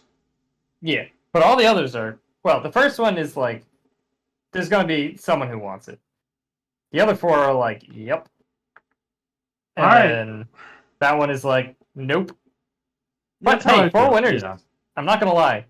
That's more than most. So Oh, that's a great success rate for sure. yeah. Oh yeah. Yeah, I don't see the use for Witchbane Curse whatsoever. No, I don't know. But To really expand on that, I think they did something similar with what's his name there? Cruel Boy's bird. Gobsprack? Yeah, Gobsprack, they were like, hey, you're gonna unbind a spell and it's gonna do D3 damage, and like at first glance that looked really good, and then it kind of fizzled from Didn't what he I also have like a understand. 3d6 unbind? I think he had just a +2, but Okay. check. But I mean, the whole thing was like it looked really interesting at first, and it kind of just ended up not being so interesting. And this looks worse, Oh, it's definitely worse, yeah. so it's just kind of like, meh. It's just like you have 4 like super good one. Yeah, I guess you have the auto unbind for 2 points, but like this just seems like Arcane Bolt with extra steps. It is unlimited range. Yeah, unlimited range, you know. And I guess Unlimited X range, you scores do your have a spell way to gives -2 to deny it. cast. So you can give -3 to cast to somebody. So like, sure. Yeah, Like, and to answer maybe. your question before, Alex, But probably he not. does have that 3d6 to unbind, but that's once per game. Yeah, that's what Electman was saying. Yeah. Yeah, I don't know. Like, it's like so niche, and like even in the situations where like, oh, you can get a payoff. Like, who cares? Like, I'd rather just double move. Like, Yeah. that's just gonna be better against that opponent anyway. I Yep. think. Yeah, it's just like it's so not worth taking. This is my 2 cents. Yeah. But let's see. Agreed. Which pair is your favorite one here? Like, how many priests are you taking? How many of them do you think you're gonna have in your list? That's the I think real I'm gonna question, right? Probably at least 2, right? Yeah, that's what I think. Yeah. I And they think did the- give us a new one too, which is kind of cool. And I really like the new one. Yeah, I do too. I'm Yeah. not a fan of, like, once I read the rules, I'm like, okay, he's pretty cool. The model's okay. Oh, I really like the model, but like it Great. hits something home for me, you know, like the Voodoo cults. I love that shit. Yeah, no, that is cool. There was something about like just like this pose that just like threw me, I guess. I don't know. I don't know what it is. Yeah, He's I pretty cool. understand. He is cool. I He's do got have to give it that, Leg up on the competition. but yes. Hell yeah. But yeah, it's just yeah. I guess my point, man, Elect Man, is like, yeah, like you can find value there, but the other ones just like slap you in the face with value. Yeah. Right. Yeah, exactly. Yeah. And it's like I don't know, bronze. Like to me, like I think I'm taking Killer Instinct and bronze or the additional rend like almost every one of my lists. Yeah. Yeah, probably. Or the Yeah. additional move. That's what There's the a Killer free Instinct move, is. right? Yeah, like Yeah, the additional move. Yeah. Hmm. I don't know. yeah, there's a lot of good stuff in there. So Yeah. it's kind of hard to justify. Because like If it's like the third one you're taking, like, okay, here maybe if you were like you take 3 of them, right? And then it's like that's the like he's the guy that's gonna cast your invocation, right? yeah. Okay, here's a thing. Like, what if you do like your opponent has like a couple wizards or whatever? You put this unpainted, but this bad boy, the Yeah. axe invocation. The axe. You know, Yep. you're sitting on your throne. You throw this thing way out there somewhere. You hit him for D3. You hit him with that. You'd be like, if you cast, you're dead. And that seems okay. Is it better than just the other things? Probably not. But like, maybe if it's like your third one, you already cast the other things you want. You killed the wizard. You did it. Yeah, Good exactly. job. 2 thumbs up. And like the rest of them just do for the rest of the game too. Yeah. Like I think it's planning for failure to go after the wizard. In a book with a 5-up spell ignore and then a 5-up ward to range damage. Yeah. Yeah, there's just too many other things, I suppose, that already mitigate that. I mean, it's good against like the buff crew, right? Sure. So I don't know, I'm totally just playing devil's advocate. I'm trying to come up with something here. Yeah. Like maybe. Yeah. I don't think so, but maybe. Mm-hmm. But I think we guys live in the same world of extra rend and double move. Just good. We're trying to fit that into every list. Yeah. Yeah. All right. Well, we apparently talked about these abilities far longer than we normally do because it's almost 9 o'clock already. Yuck. We haven't even started War Scrolls.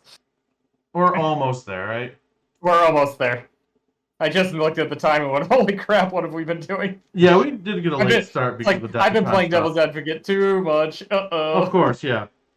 Yeah, you fought with me with Witchbane's Curse for like 14 years. Like, of course. Yeah, exactly. This is your fault. Yeah, all right. Let's move on. All right. Subfactions. So, Reapers of Vengeance. Add 1 to hit rolls by Reapers of Vengeance demons that target an enemy hero. In addition, each time an enemy hero is slain, you receive an additional blood tithe point. So we got the rune, we got this, we got the command trait for an additional blood tithe point. We're farming. Hi ho, it's off to work we go. I'm going to spawn so many blood letters on your ass, you're not going to know what hit you. Yeah, how early can you get 10 blood tithe points, do you think? Oh, God. Oh, man. I mean, it depends if your opponent knows it's coming, too, right? Yeah. Yeah, Electman, I get your point. Like, it's not bad. I think I disagree, and I think it is bad. Because I think you just have to, like, move heaven and earth to make it work to kill, like, a hero. And then, like, a lot of heroes that, like, you really want to kill with this have, like, pluses out the ass to... Or they just don't cast. Like, I don't know. I'm not living there. I think it's just flat bad. But yeah, there's 3 sub-factions for demons and 3 sub-factions for mortals. So this is the first one, and it's about hunting heroes, getting +1 to hit them. I'm kind of lukewarm on this idea overall. I'm not sure how you guys feel. But it comes to being good when, like, Archaeons are all over the meta, or, like, big things like that. Right. And then you're like, okay, all my demons get +1 to hit the main thing. Yeah, I mean, again, I think in an all demons list, probably pretty fun. Yeah. I see a lot of lists that are like 3 dinky foot heroes that have no trouble being dead anyway. And I just don't... I guess that's 3 blood tithe points. It is 3 blood tithe points. If you get into them, yeah. Yeah. Let's talk about the other 2, and then we'll talk about which ones we like for our pure demon list, right? Yep. Sure. So, Bloodlord Bloodletters do mortal wounds on a 5 instead of a 6 in the Bloodlords. Notice it's not Bloodletter Host either. So it's like your Bloodletters on Skull, like every version of Bloodletter does their mortal wounds on a 5-up. Yep. Yeah. You know what's really annoying is the one guy, this guy, that I wanted to do that with. I was like, oh, that'd be cool. No, his ability isn't worded that way. Ah. I know. Damn. I was sad. But I think people are going to try the Bloodletter spam lists. And that may or may not work. We'll talk about what we think about them when we get the Bloodletters. But yeah, I don't know. I feel like this has an obvious play incentive, an obvious reward. It might be good. I certainly like it better than the first one. Yeah. Well, the first one, there's something there, I think, but I do like this one better. I agree. There's something there. I didn't say it was trash. I said it had. There are words there, certainly. Yeah, like it's not ipsum lorem. Yep. Like a lot of this other crap. Yeah. Let's see, and then Baleful Lords is your bloodthirsters, if they're touching or if they're wholly within 8 of each other, they fight at their top bracket no matter what, excluding Scarbrand because he wants to fight at his bottom bracket. Exactly. I think triple bloodthirster list is pretty popular, and I don't think they did anything to change that list. I think they just helped it a little bit. Mm-hmm. So we'll see this one quite a bit. I think so. Yeah. And also, we talked about like we like our bloody halo, and we like our moving in the charge phase combo with it. But we're gonna outrun our other bloodlords, and we're gonna lose our fight at top bracket. Maybe. I think it'll be okay. Well, you know what happens? Counterpoint there. We outrun it, and then our next turn we go into our movement phase, and then we're back. Yeah. And we don't need to fight on our top bracket if we didn't take any damage yet. Yes, exactly. Hell yeah. But I think it's good. There's play here. Yeah. There's obvious play here. So I think the real options are probably between the last two, Bloodlords and the Baleful Lords. And it just depends on the unit you're running at that point then. I think it does, yeah. Yeah. Agreed. Yeah. But that's a good way to do it. Yep. To be honest, I wish the extra blood tithe points for heroes and monsters was just how it worked. Yeah, I could see that. That I'm would pretty be indifferent cool. on that, but I could see it. I could see a world way down the line where this book is like super old and outdated, and they just kind of make that a rule. Oh yeah, that's a good point. Yeah. Let's see, and then they the change three Reaper's of Vengeance to something totally different. the 3 mortal ones. Let's see, what do we do here? First one's the Gore Tide, and you get +1 to wound with Gore Tide Bloodbound if they're targeting an enemy unit that is contesting an objective you do not control, or that target an enemy unit that is wholly within enemy territory. You get rewarded for playing the game. Woo! Let's get rewarded for playing the game, boys. Let's go. Sweet. I like +1 to wound. Don't you like +1 to wounds? I like +1 to wound. This is great. Hit him. That's Not a great too much point, to say Elect there. Man. I like that they made the 3 Bloodlord list. They acknowledged it without making it like a battalion. Yeah. That's They're like, true. Here's a sub-action for it. That's a good point. Yeah. I find it interesting that the Reapers of Vengeance used to be like the Bloodthirster faction, and then they like changed it to not be. I thought Baleful Lords was too, and there was just 2 Blood Reaver flag or Bloodsecrator.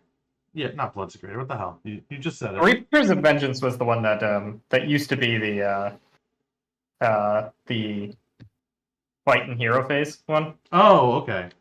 Yeah, so that's kind of why you ran that one with the Got it. Bloodthirsters. Okay, So. and then Baleful Lords had something for Bloodthirsters too. They probably did. That Oh was yeah, I their think I do lore. remember that. Yeah. Yeah. So they just got rid of it. Okay, interesting. Yeah. This one, the Skull Taker tribe, or the Skull Fiend tribe, rather. So whenever you land a charge of 8 up, you give something strike last. This, gentlemen, is why I said the reroll charge in that bubble would be really good. Yeah. That's true. That is very true. Yep. And you can, and you're incentivized to run MSU in this kind of list too. Like your hero, and you want blood tithe points, Yep. and you just want to get in. Yeah, like that rules too.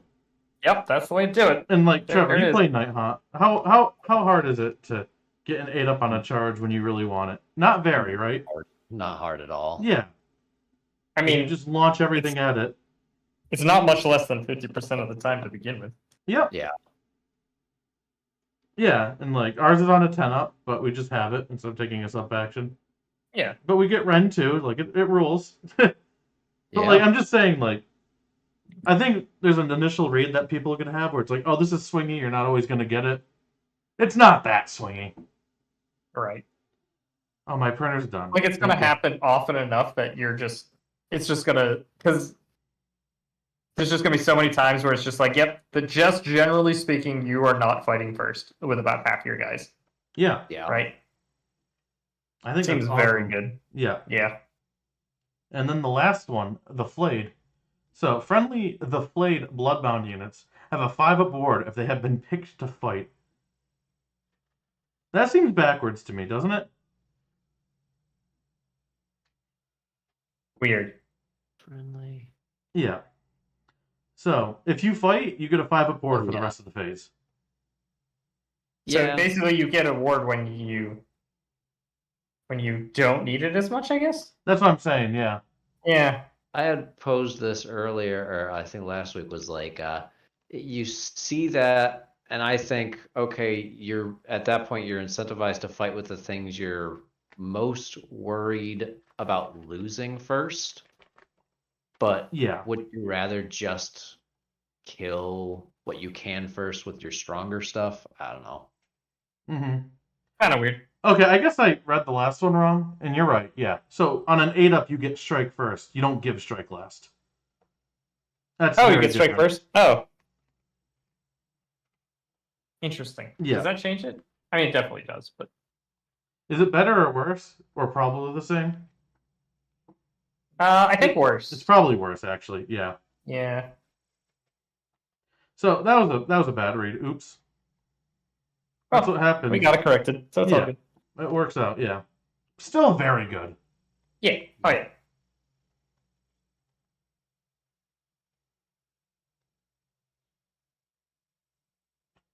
It's totally there to... Okay, yeah, I guess. Yeah, it's there to encourage Hero Hammer, get your heroes in fighting, and then they have a 5-up board in combat. I guess. That's true. Yeah. I can see that. This seems like good, not great to me. With 2 other greats. You know what I mean? Yeah. Yeah. It's fine. I'm probably not running it. Yeah, but I don't think it's like embarrassingly bad either, though. You know? Yeah, right. No. It's not tickling my fancy, but maybe if Yeah. it tickles yours, then that's fine. You go Yeah, for it. and like this is Ruins probably the fancy. hardest one to play effectively. Yeah, probably. So not only is it like doesn't seem like the best, but it's probably also one of the hardest ones to play. Yeah. That's just kind of like probably not. But like I can see it having situations where it's good at least. Yeah, yeah. It's 5-up ward, even if like I don't know, it lets you like charge into a group of things and kill one thing and then expect to withstand. Too, right? Mm-hmm. Which I mean, that's a play that you have to make sometimes. And then you get to aggressively do that. That's not bad. Yeah. No. Yeah. I really like Gore Tide. Just +1 to wound when you do the thing you want to do. Yeah. Yeah, and the strike first one is probably good too. I think the strike first one is absolutely good too. Which one are you picking, you guys? Do you think?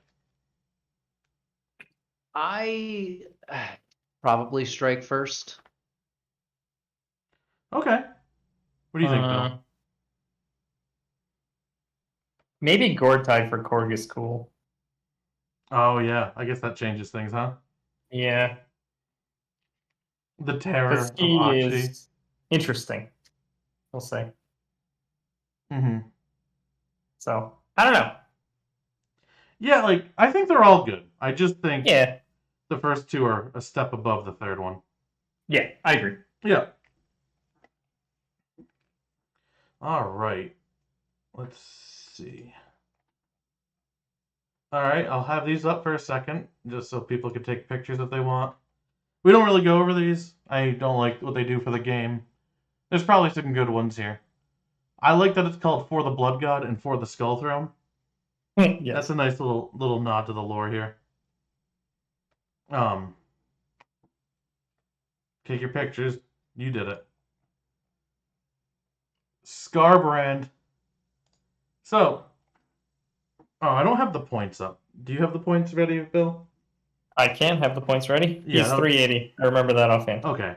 But yeah, that'll be helpful for the rest of the show here when we go over the units. Yep. But yeah, 380. All the Bloodthirsters got +2 wounds. And then the 5-up board to range damage. I think will make them much easier to get into combat overall. Yep. I don't think Scarbrand changed that much. Oh, actually, he did get something pretty big. He has a 3d6 charge now, which we learned from our friend Kragnos. Actually, pretty substantial. It is. Yeah. And you can't +1 attack on his Carnage, which you should never have ever been able to do that to begin with. No, that was silly. Bill, you had your fun, and I had my fun. It's gone now. Yep. But something doing an expected 24 mortal wounds and no fail case is a little silly. Just a touch. Yeah. And you're like, oh, I have a 2-inch range. Oh, like he's barely in there. Okay, that unit's you know. Oh, hi. We have a guest appearance on the show. Sorry. We got a doggy. Yep. Hello. She wants to eat Scragra, but Not today. not today. You say hi. There you go. Let's see. All right. Now out of the paint, please. I think his damage profile is relatively the same outside of that, though. I think so. Yeah. And he still fights on the top bracket if he didn't get or his best bracket. I'll be honest. I don't know what his attacks were before, because it never mattered. It never mattered. He was either dead or doing 24 mortal wounds. And those were the two cases. Yeah. But I think that's a fair compromise. Like, he gets there way easier, but he does a reasonable amount of damage. What? You know what? I have both books right here. We can look. We can look.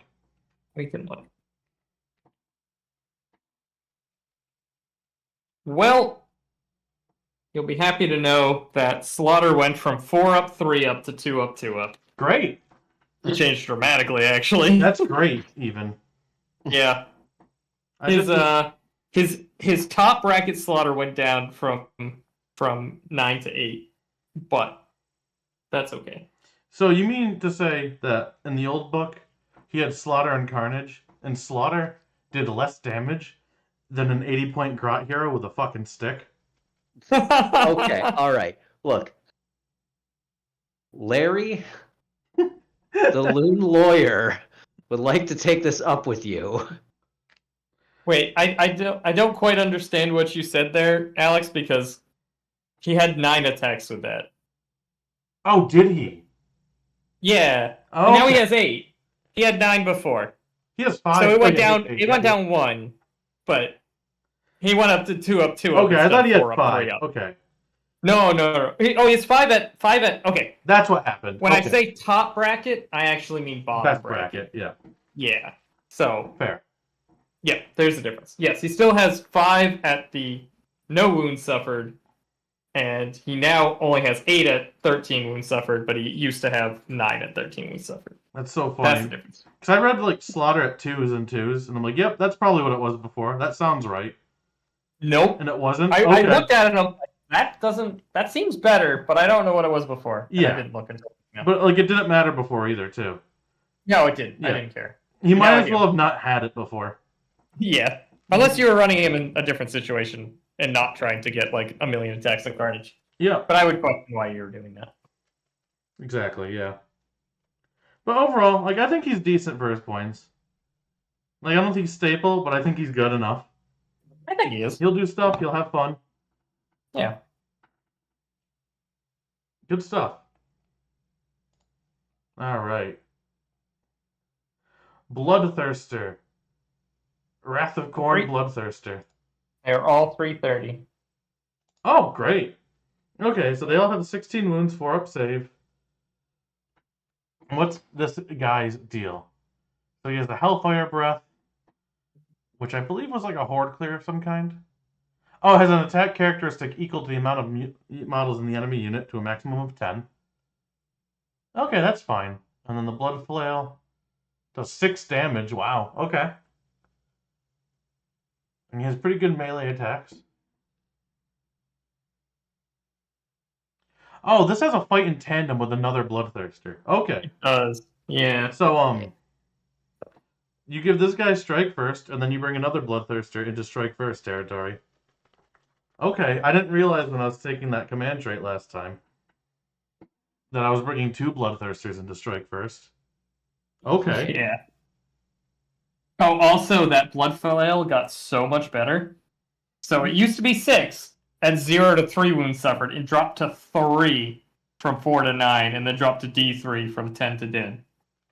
And now it's 6 from 0 to 6, and then 5 from 7 to 9. Like, what a huge difference that is. And its worst bracket's 3, which is respectable damage. Yeah, exactly, right? Yeah, that rules. And you can take the thing to make him fight the top bracket anyway. Yeah.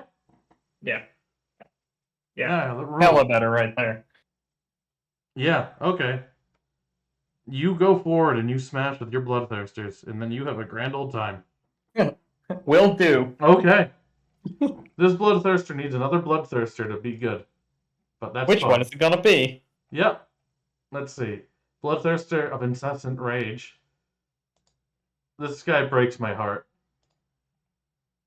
Did I tell Why you does that it break your heart, one Alex? game that the guy rolled like 4 or 3 yeah. 6s on me, and then did like 12 mortal wounds to 5 units. Yeah. Yuck. Oh, you know. That hurt my heart. He's a breaker of hearts. Yeah. But like he still does the same things. But his damage went from D6 to D3 plus 3. Yes. Thank God. Every profile that's D6 should be that. Because every D6 is 1 or 2 damage. It is. It is. You roll it, you're like, yes, I got you. How much damage? 2. 100% of the time. Yeah. Yep. Because the times it does the amount of damage you're thinking, you don't think about it. Because it's like, that's what it should have been. And then it just doesn't. And No, you're like, it also just doesn't work too. I mean, yeah. Trust me. It's kind of like you rolling for Dance Macabre. It just doesn't happen. Yep. Or didn't for the longest time. Yeah, but like, I don't know. I was trying to do Nagash for my birthday for a couple games. And like, he has a bunch of D6 damages. And then I'm like, okay, I'm finest houred. I'm all out attacking. These are 2s and 2s. Okay, one of them lands. It does D6 damage. Great. I guess I'm going to have a mental breakdown in my skull. Yeah. Yeah. D3 plus 3 is the future. It's the way. Please Yeah. more of that. Yeah. The end.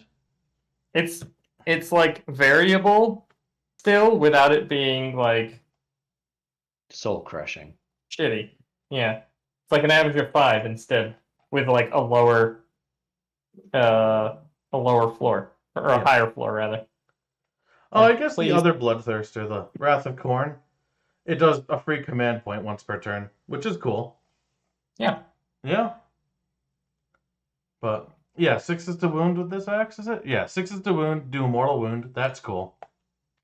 This thing's great. It does what it does before, except for it's a little bit more consistent. And again, like the 2 wounds and the 5 up ward to ranged makes these things a lot more survivable to their biggest enemy. Yep. But also not, like, unfair in combat, too. Right. That's where we wanted them to be. That's perfect. Not unfair. Yep.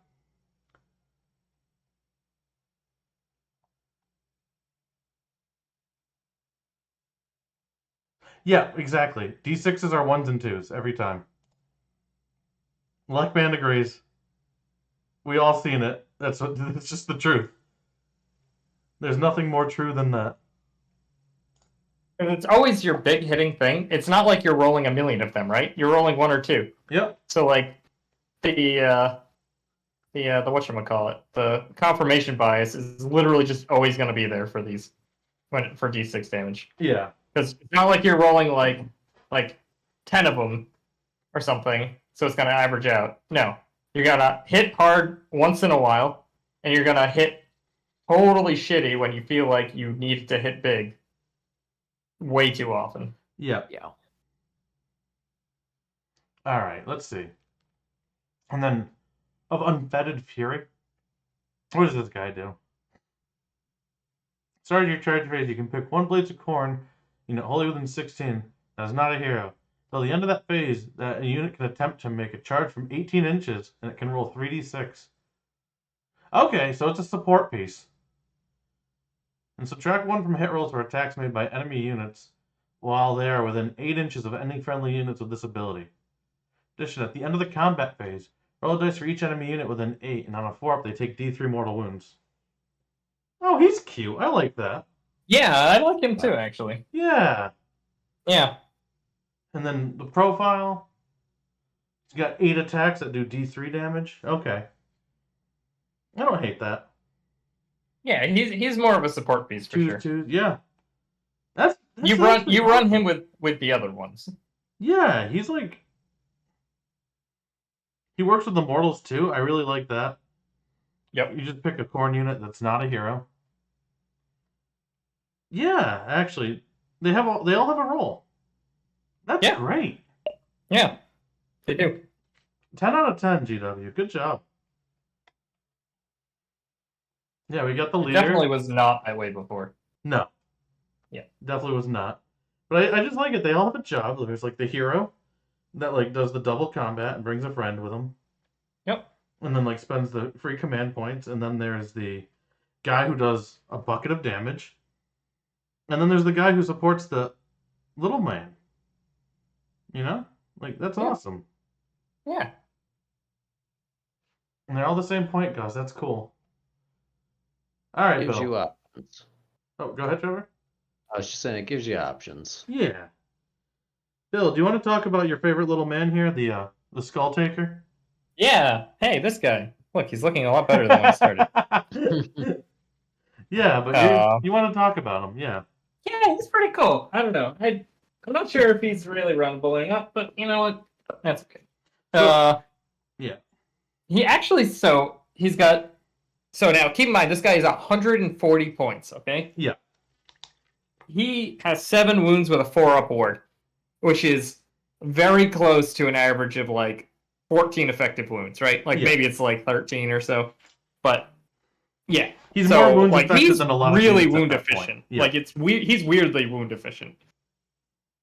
Yeah. And then, he's got 5 attacks, 2s, 3s, -1, 2, which is, like, pretty standard attack profile, right?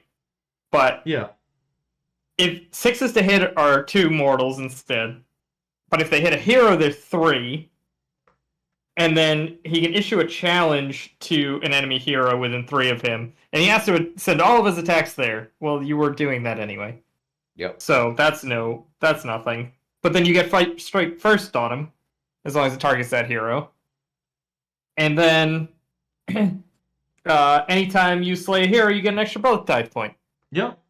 So it's like, so you get 2 blood tithe points instead of 1, and you kill heroes quicker, and he's pretty wound efficient anyway. It's like, I think there's something there. I like him. Yeah. Especially in this season.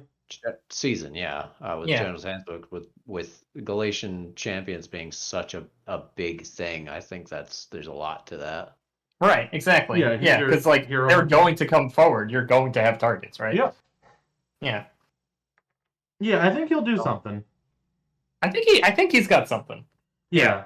I don't think he's going to be taking a lot of lists, but I think in that list where you're bringing the one where you want the extra blood tithe for killing a hero, and like, again, that list we keep talking about of like, how do we get as many blood tithe points as early as possible? Yeah. I think there you that's go. another piece of that equation. Happen. Yeah. But the other thing is, right, like, say not every list might not take him, but like, he's only 140 points too. Yeah. So like, he's pretty easy to just like splash in a list randomly just because you want to. Yeah, and he's like as wound efficient as like a unit of 10 guys, basically. Yeah, basically. Yeah, that's kind of what I'm getting to there, right? Like, he's not good at winning objectives, but like, there's something there. I think you're right. Yeah. I think there's something there. I think he's kind of low risk to take with you, and could potentially get you a decent amount of value. He's not awesome. He's just cool. Right? Yeah. Yeah. Yeah. I agree with that assessment. Because you made it. Yeah. Well, I guess your whole point was that too, right? Oh, I mean, yes. Yeah. All But he right. sure looks awesome. Yeah. He does. I like him. You want to talk about our favorite band, Karanak, and the Fleshhounds? Favorite man, Karanak and the Fleshhounds. So we'll talk about the Fleshhounds first. And I forget how many points they were, but they had 2 to charge and you had 2 to their charge rolls. They have 4 mediocre attacks each. They're 2 wounds, 5 up save. They can unbind an enemy wizard spell. They're 100 per 5. Okay, that's great. Mm-hmm. Pretty cheap. I think they're, like I said earlier, like you can get 5 of them for 3 points. So they're probably a reasonable summon. And then Karanak's their friendly hero. And Is he actually a hero? Blades of Khorne, Fleshhound, Demons, Khorne's hero, Karanak. Yep. He's a hero. Huh. I don't know if that was always the case. I don't know if it was either. So he I'm used to gonna have a check. special rule that was like really hard to use. To like, if you got it right, you could summon a free Bloodhound unit. So he's got like 10 decent attacks. Not great, but 10 okay attacks actually. Let's put it that way. Can unbind a spell. You had 2 to charge rolls. And if this unit is included in a Blades of Khorne army, friendly Fleshhound units can be set up within 9 inches of enemy units as long as they're wholly set up within 8 of this guy. Whoa. Yeah, that's pretty cool. Yep. So, you just ignore a rule for summoning them with Karanak. And then you still like pick the enemy hero that you hate, and you get free movement towards that thing in your hero phase. Or at the end of the enemy movement phase, rather. So he got 2 more wounds than he used to have, but he is 140 points. So he's as much as the Skull Taker. Yep.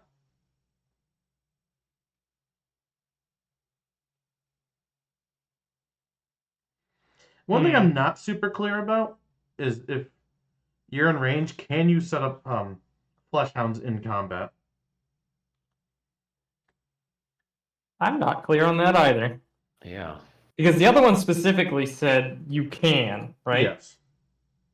So should we assume that this one works the same way, or that they intentionally left it off because you can't? I think That's on that I don't know. I don't know what the intent was, but I'm guessing that you can't. And they'd still have to be outside of 3. I just don't know. It doesn't say you can't anywhere. Yeah, it doesn't say you can't, but they So- specified.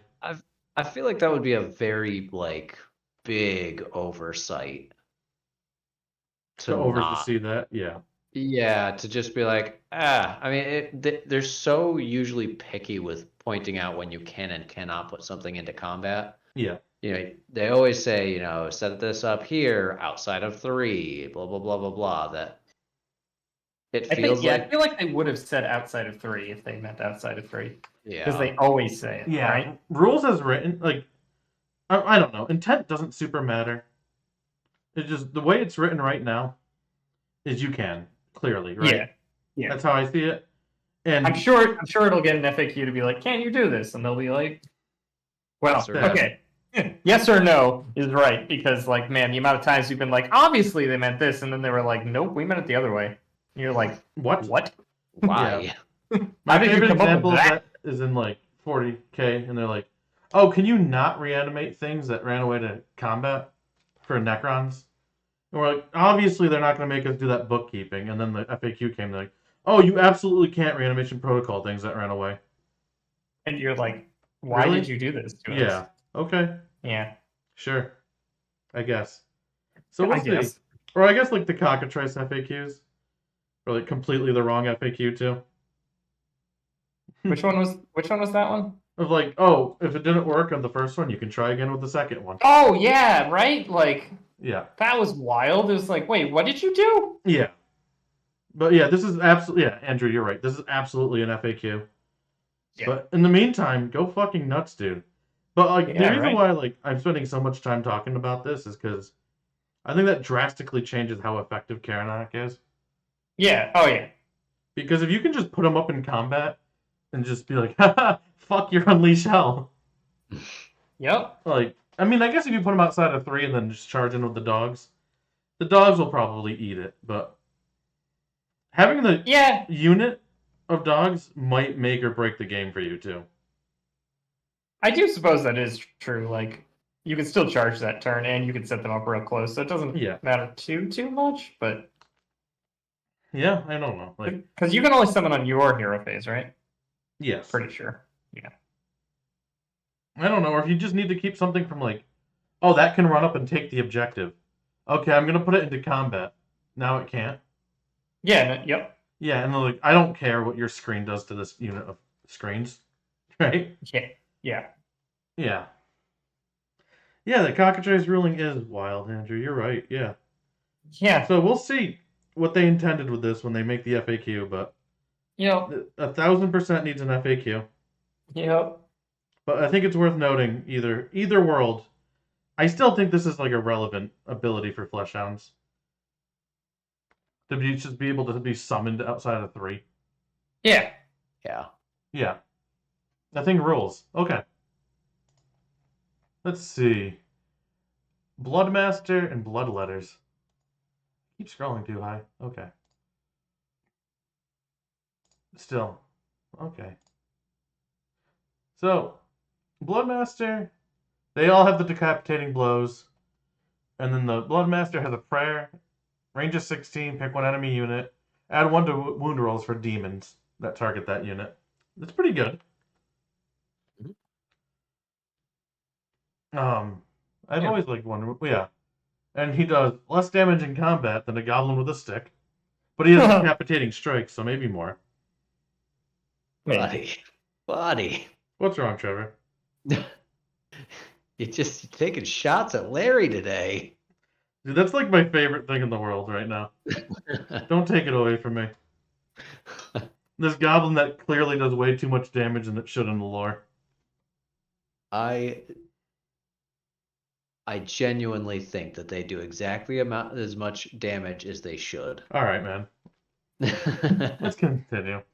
How many points does he build? The Herald? Bloodmaster. Yeah, Bloodmaster. Yeah. He is somewhere on this list, probably.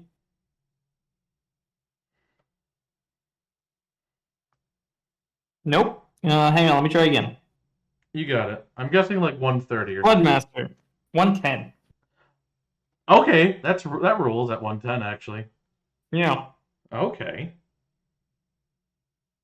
Sick. And then let's see here. And then yeah, overall he's just a solid hero. Pretty good prayer. Yeah. Okay, damage. Pretty cheap. Yeah. Great. And just being a priest is like so worth the points. And he's a bloodletter, so he gets the +5 or the 5 up mortal wounds hit. Yep. Great. Yeah.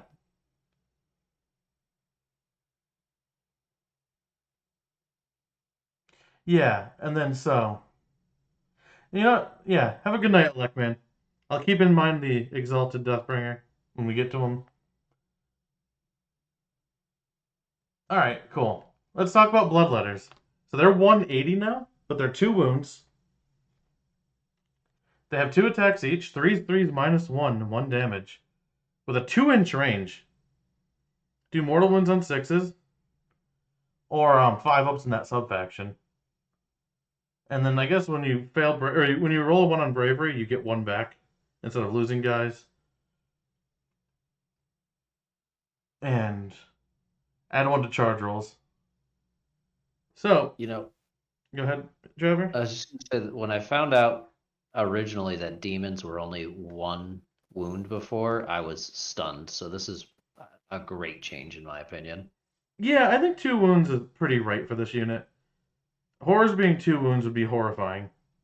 Demonettes are Yep. still 1 though, so that's interesting. These guys being 1 wound didn't strike me as odd at all, actually. I don't No. know. It seemed fine, but like this just seems correct to me. Yeah, That's that's how fair. I'd put it. Like I'm pretty indifferent either way, but it just feels like they should be 2 wounds. But So Trevor, do you know how much these guys cost points wise? I think they're 180 now, right? Okay, yes, yeah, they are. what do they remind you of? Bill and I were thinking that it reminded us of another unit from Warhammer's history.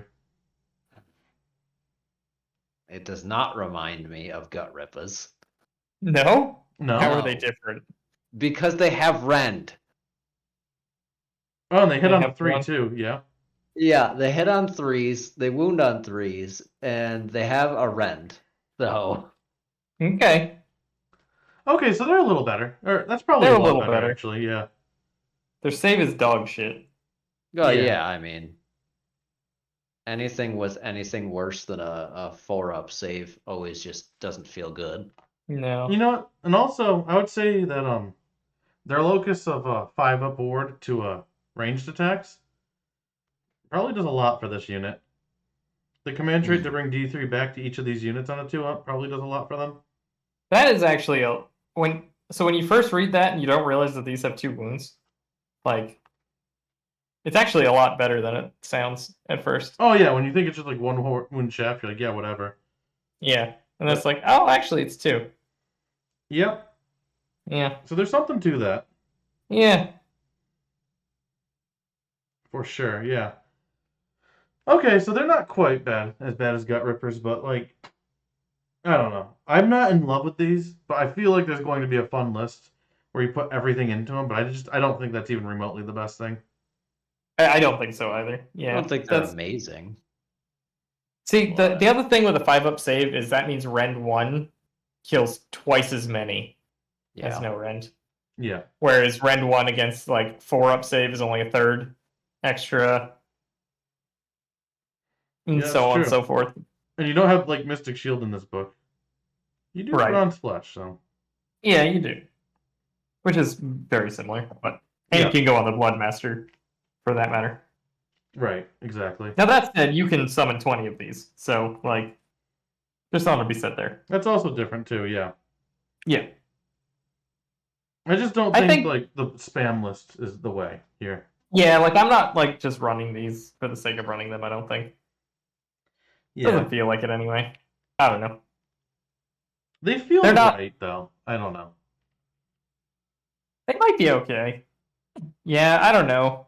Just they're pretty wound efficient, but they don't have a good save to back it up. Yeah, I So. think that's a good point though. The rend really does help them. Yeah. I mean, having rend versus not having rend is just such a huge difference in my eyes, at least. Yeah. Even if they are doing mortal wounds. Yeah. Yeah. What was the thing? Was the gut rip was the mortal wounds were, I think, estimated. So Let me put it this way too: is your mortal wounds to make him a 5-up had to come from a hero who targets them, who wouldn't target them because they're targeting the shooting unit that actually does damage. This one, it's just a sub faction. If they exist in it, they get it. Yeah. So that's pretty big too. Exactly. Yeah, I don't think these guys are amazing, but I like them. I think they're cool, and hopefully there'll be a place for them. I think there's a place for them, and at the very least, summoning these will be great. So keep in mind, they don't just get it; they have to charge to get that 5-up. Okay. That's very big. Yeah. So, yeah, that is very big. I think that is a very So they don't just have a 5-up. Okay, fair. All right. Well, it's 9:30, so let's keep going. But yeah, let's keep going. We said what we needed to. I think there's some that we can probably just hit quick instead. Yeah, Skullmaster and Blood Crushers. So Skullmaster, what is he? Oh, so this is the Herald of Khorne on the Juggernaut. Yep. And the Skull Crushers are the friends on the Juggernaut. They have the impact Blood hits. Crushers in this case. Yes. Yeah. On a 2-up, they do 3 mortal wounds. They both have a 3-up save, which rules. Yes, 3-up saves are great. They both have the decapitating strikes, which rules. And what does the hero do? The hero costs 130, by the way. So 130 for 7 wounds on the 3-up save with a lot of movement. Let's see, 8 inch. Okay, not a lot, but more than some. So it's slow cavalry. And then it's once per battle, has a 16-inch aura of reroll charges for blood crushers. Okay, not bad. Not bad.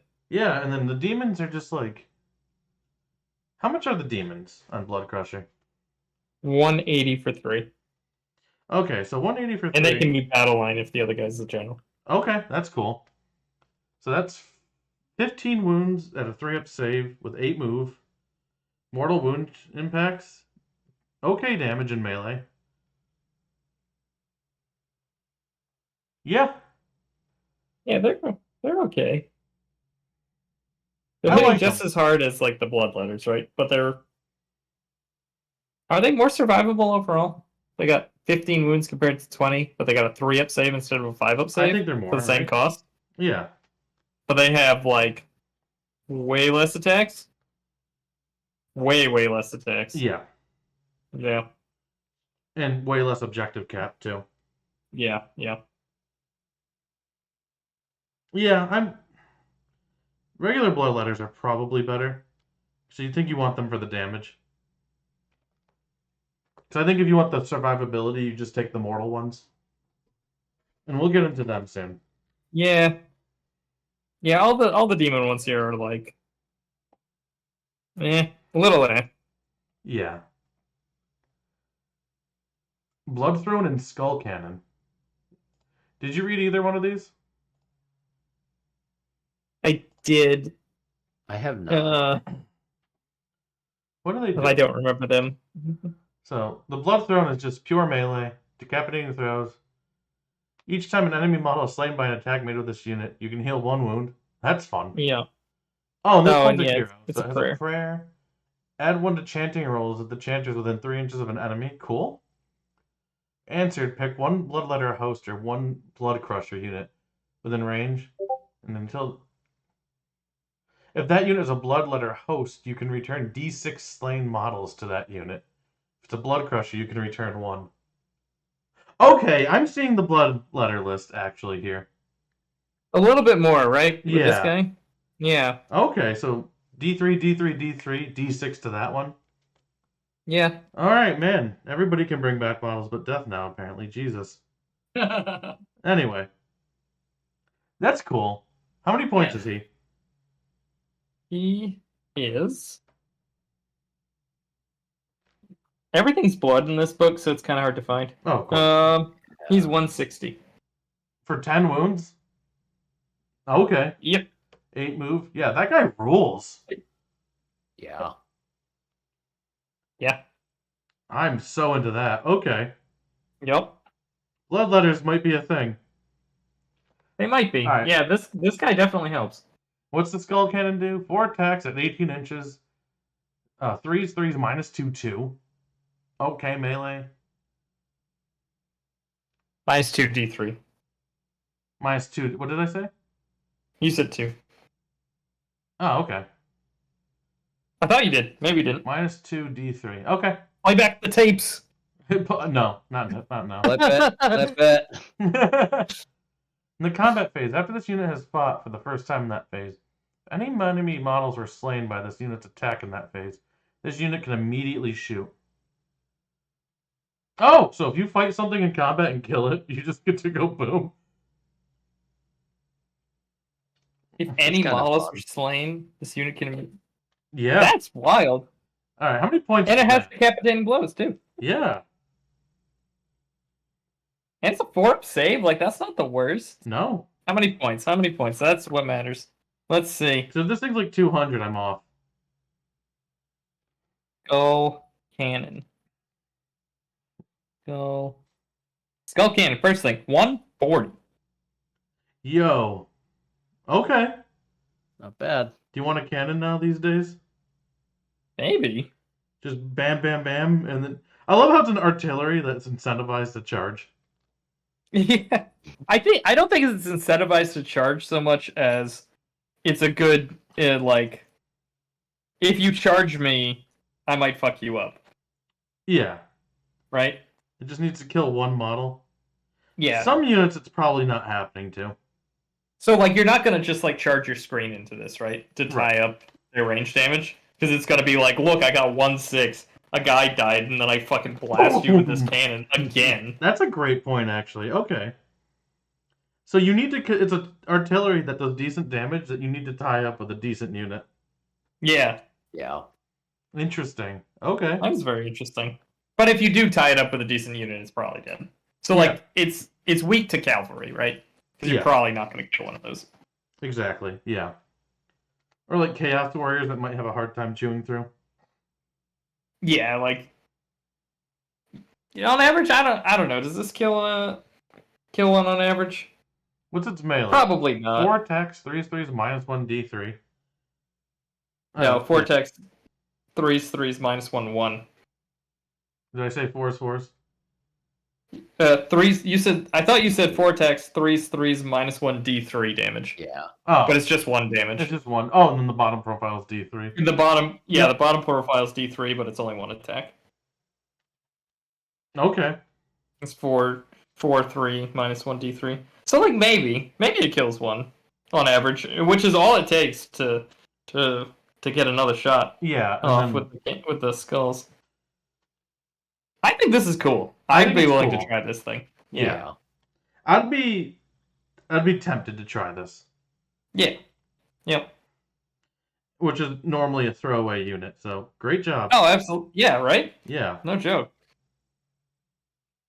And so far I haven't seen any like, oh, you have to be in range to make this work much. Other than the Bloodsecrator banner. Yep. Alright, cool.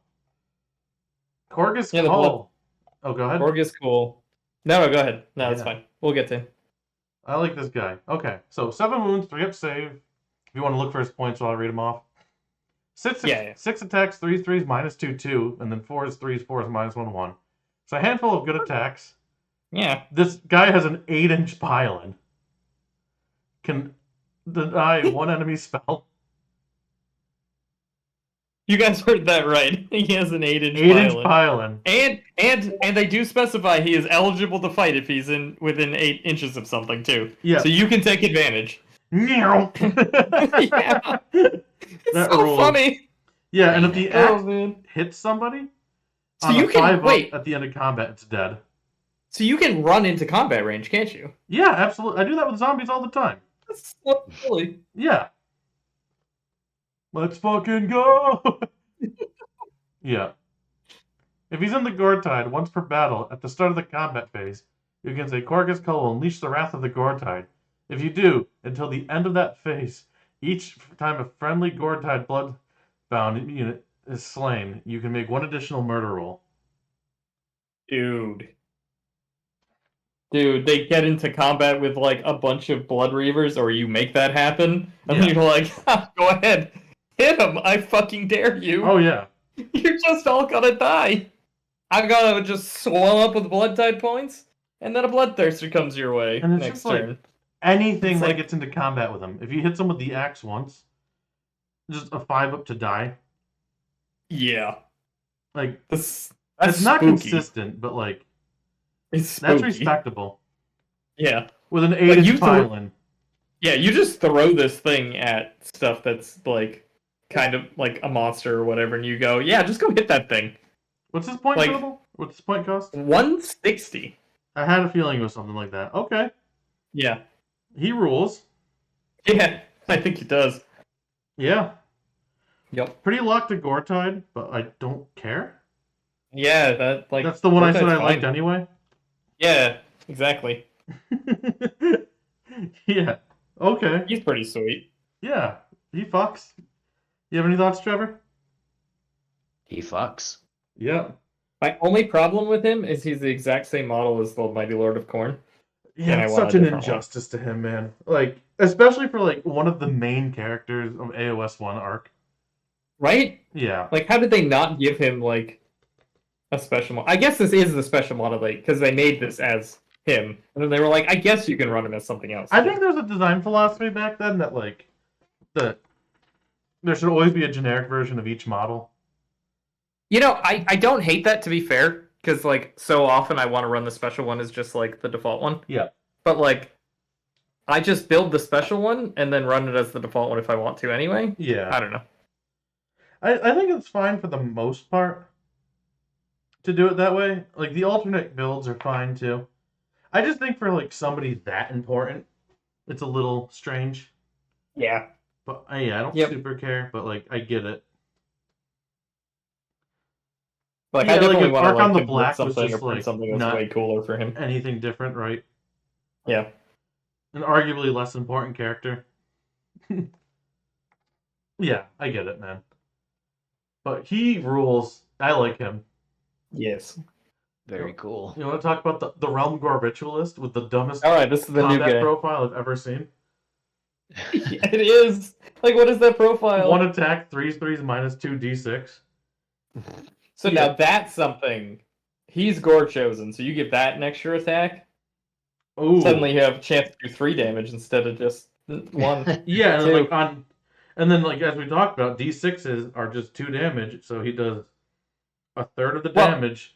you know what's funny, with a though? stick. With him, it feels like D6 on the better side of things. Because I expect that profile to do 1 or 2 damage. Because I think because like it strikes me as D3 instead of like 3 plus D3.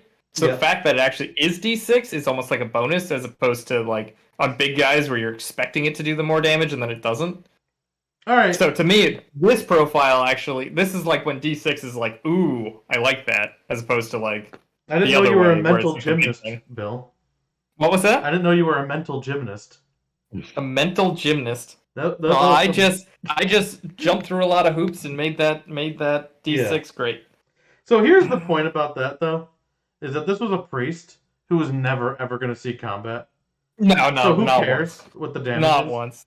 But, Yeah, like, that yeah, might they be could have funny written one day. anything there practically. Yeah. So Yeah. Well, okay. There comes a point where you write too much damage on it and then it's actually useful, but yeah, I don't think they did it. like if this is like d6 plus 6, like hold on, okay, giving this an extra Yeah. attack, Yeah, maybe. it's like, hang on, all right. Yeah. I might charge this thing once just because. Mhm.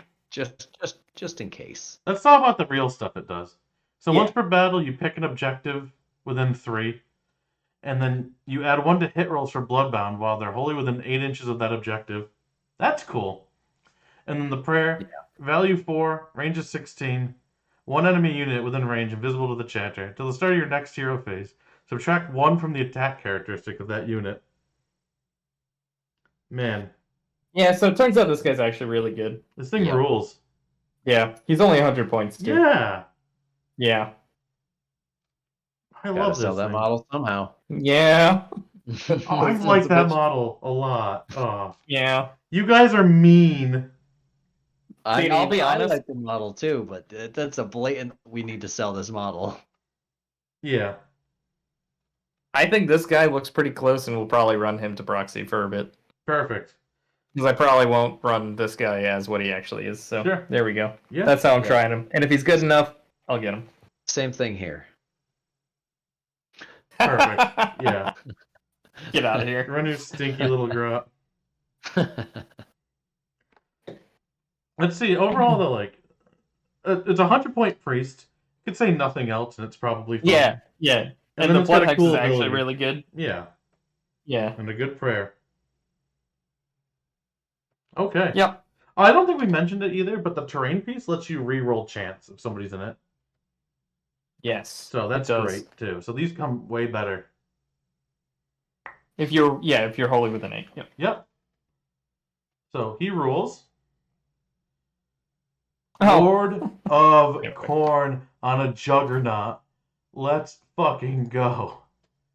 So 2 up save with 8 wounds. Love to save's see good. that. 8-inch move. 5 up ward against spells. Or mortal wounds caused by spells and endless spells. Impact Wait, charge. so he gets a 5-up ignore and then a 5-up ward on top? Yeah. Interesting. Yeah. And then he's just fast for this book. 8 is pretty fast. And Yes. then he has the once per game, the aura of reroll charges with the blood crushers, or the mighty skull crushers rather, which are the mortal juggernauts. It depends on how many points he is. Did you realize that the Slaughterer's Charge is the best version of that rule we've ever had? Yes, on a 2-up, 3 mortal wounds. Yeah, 3 mortal wounds, not Yeah. D3 mortal wounds, 3, just flat 3. The hero demon had that too. Yeah, Oh, did he? it rules. Okay. I like it. All right, let's see. Lord of Khorne on Juggernaut. Cost. I can't find it. Oh, there he is. 170. I like that. Yeah, Yeah. I don't hate that. Yeah, I guess it depends on how much you like the or the Mighty Skull Crushers, which my answer, spoiler, is a lot. But Oh yeah, but Yeah. weirdly enough, they're not on the next page, so we'll get to them eventually. yeah, that's annoying. But he's great. Like, I like him. Like a nice cavalry hero. I have Yeah. a feeling that could be an incentive one season, and then he becomes better. Yep. But that's just spitballing. My sources, I made it the fuck up. Let's keep going. Scar Bloodwrath and Valkia of the Bloody. So, I remember they do silly things. What's Scar Bloodwrath do? The end of the movement. If this unit has been destroyed, roll 2d6 on an 8-up. You can send them up anywhere on the board more than 9 inches from all enemy units with no wounds allocated to them. You just throw this guy at things, and Yeah. then notice that's not your movement phase. That's the movement phase. So you get to try on their turn, Yeah. and you the get to attack try in roll your for that? turn. You can make one additional murder roll each time a model from a friendly Wrathmonger units within 8 inches is slain. Okay, so he makes your Wrathmongers better. Oh, and the That's attack interesting. characteristic is 5, or the number of enemy models within 3, whichever is higher. He's like really good at just killing hordes. Yeah, I say really good. Really good's probably a stretch considering it's 2s, but then 3s -1/1 damage. yeah. Or like 5 attacks with that is kind of nothing. Yeah. But I don't think you're bringing him for that. I think you're bringing him for the fact that you can literally just throw this guy at things, And you get can a do blood tithe tithe point, every time, yeah. bring him back, do it again, do it again, do it again. Yeah, Yeah. how many points is he, though? He is? If he's like more than 120, I don't care. Yeah, I think that's fair. He's 100. Okay. Right? Yeah. Do I care? It'll be fun. I'd try him. Yeah, I don't know how many blood tithe points he's realistically going to get you. Probably one. But you screen with him, you launch him in. Yeah. Let's go. He's silly. That's fun. Okay. Let's see. Valkia the Bloody was 140, move of 12, 6 wounds, 5 attacks, 3 sprays, -2, 2. She basically has a deep strike roll, and then when she lands, she picks something within 10 inches, and on a 2-up does that much mortal wounds to them. Could be a lot. Yeah, that's Lady Olander's Stare. 5-up ward. She gives +3 bravery to bloodbound units within 16, and then they also can't retreat. But who was doing that anyway? Yeah, exactly. Yeah, in this Not book. in this book. I feel like she's probably a good zoning tool, but I don't know if that's what you need in this book. She seems fine. Yeah. Yeah, So just not super exciting, but may I don't know. That deep strike could pick stuff off, right? yeah. I like her, but I don't think she's awesome. You know, She's 140 points. 140. Yep, that's what I thought. And I don't know. Her lore is that she killed a bloodthirster and made it her shield. I have no idea how she managed Yeah, that. exactly. Right. Yeah. Like this thing needs like. That thing had to have been on the verge of death and was like, and she was like, "Ha!" Almost died and killed it, just Gotcha, barely. bitch. Yeah, like she fucking corpse sniped that thing. Yeah, obviously. Yeah. I don't know. Like this thing to me, and like, she deserves to be like an 80mm like kick-ass thing. Oh, Like just an awesome model. points. Yeah. Yeah. Yeah. But alas. Yeah, maybe next edition. But she's fine. I think she'll do something. Yeah. But I don't think she's taken in a lot of lists. I'm Like not- somebody, one person, is gonna do well with her. Yep. And that's really it, I think. And then she'll be fun in like Path to Glory kind of stuff. Yeah. I could be wrong about that though. Like deep striking and damage. I don't know. It doesn't read super impressive to me. Yeah, I agree. Alright. Mighty Lord of Khorne and the Blood Secretor. Oh boy, we're coming to the Blood Secretor. But what does Mighty Lord of Khorne do? So, he's got decent attacks, unbinds an extra spell, and then this unit issues a command to the Gore Chosen, and the Gore Chosen gets strike first. Okay, so you're giving a foot hero strike first for his command Yep. ability. Yeah, how many points is he though? 130. Yeah, you know what? Like, that's correctly costed. I don't know if I care about that effect at all. Yeah, I think I'm running Cord to School Yeah, over I it agree. most of the time. Yeah. Because that guy ruled, and he's 30 points more. And he Yeah. has a thing that affects your whole army. And this guy, Yeah. like, makes a hero fight first, which...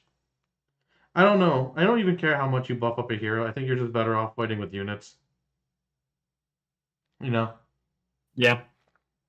Maybe there's some combo here. I don't know. I'm not here. Nah, it's not great. It's okay. Yeah. So, Alex, are you ready? How did they change the Blood Secretor? You're still not leaving home with that one. Yeah. So it used to be like a 16-inch bubble of +1 attack. And that Yep. was like a very like horrible pinning piece for your army. Yeah. Like everything just had to be like stuck right within there. What does he do now? Yeah. So once per battle, you give everybody on the table +1 attack. That's a great rule. Yeah, that's really powerful. That's all he needed to do. That's a great thing that he does. Oh, wait, but there's more. Yeah, if this unit issues the rally command to a friendly bloodbound unit with a wound characteristic of 3 or less, you can return 1 slain model to that unit for each 4-up. Oh.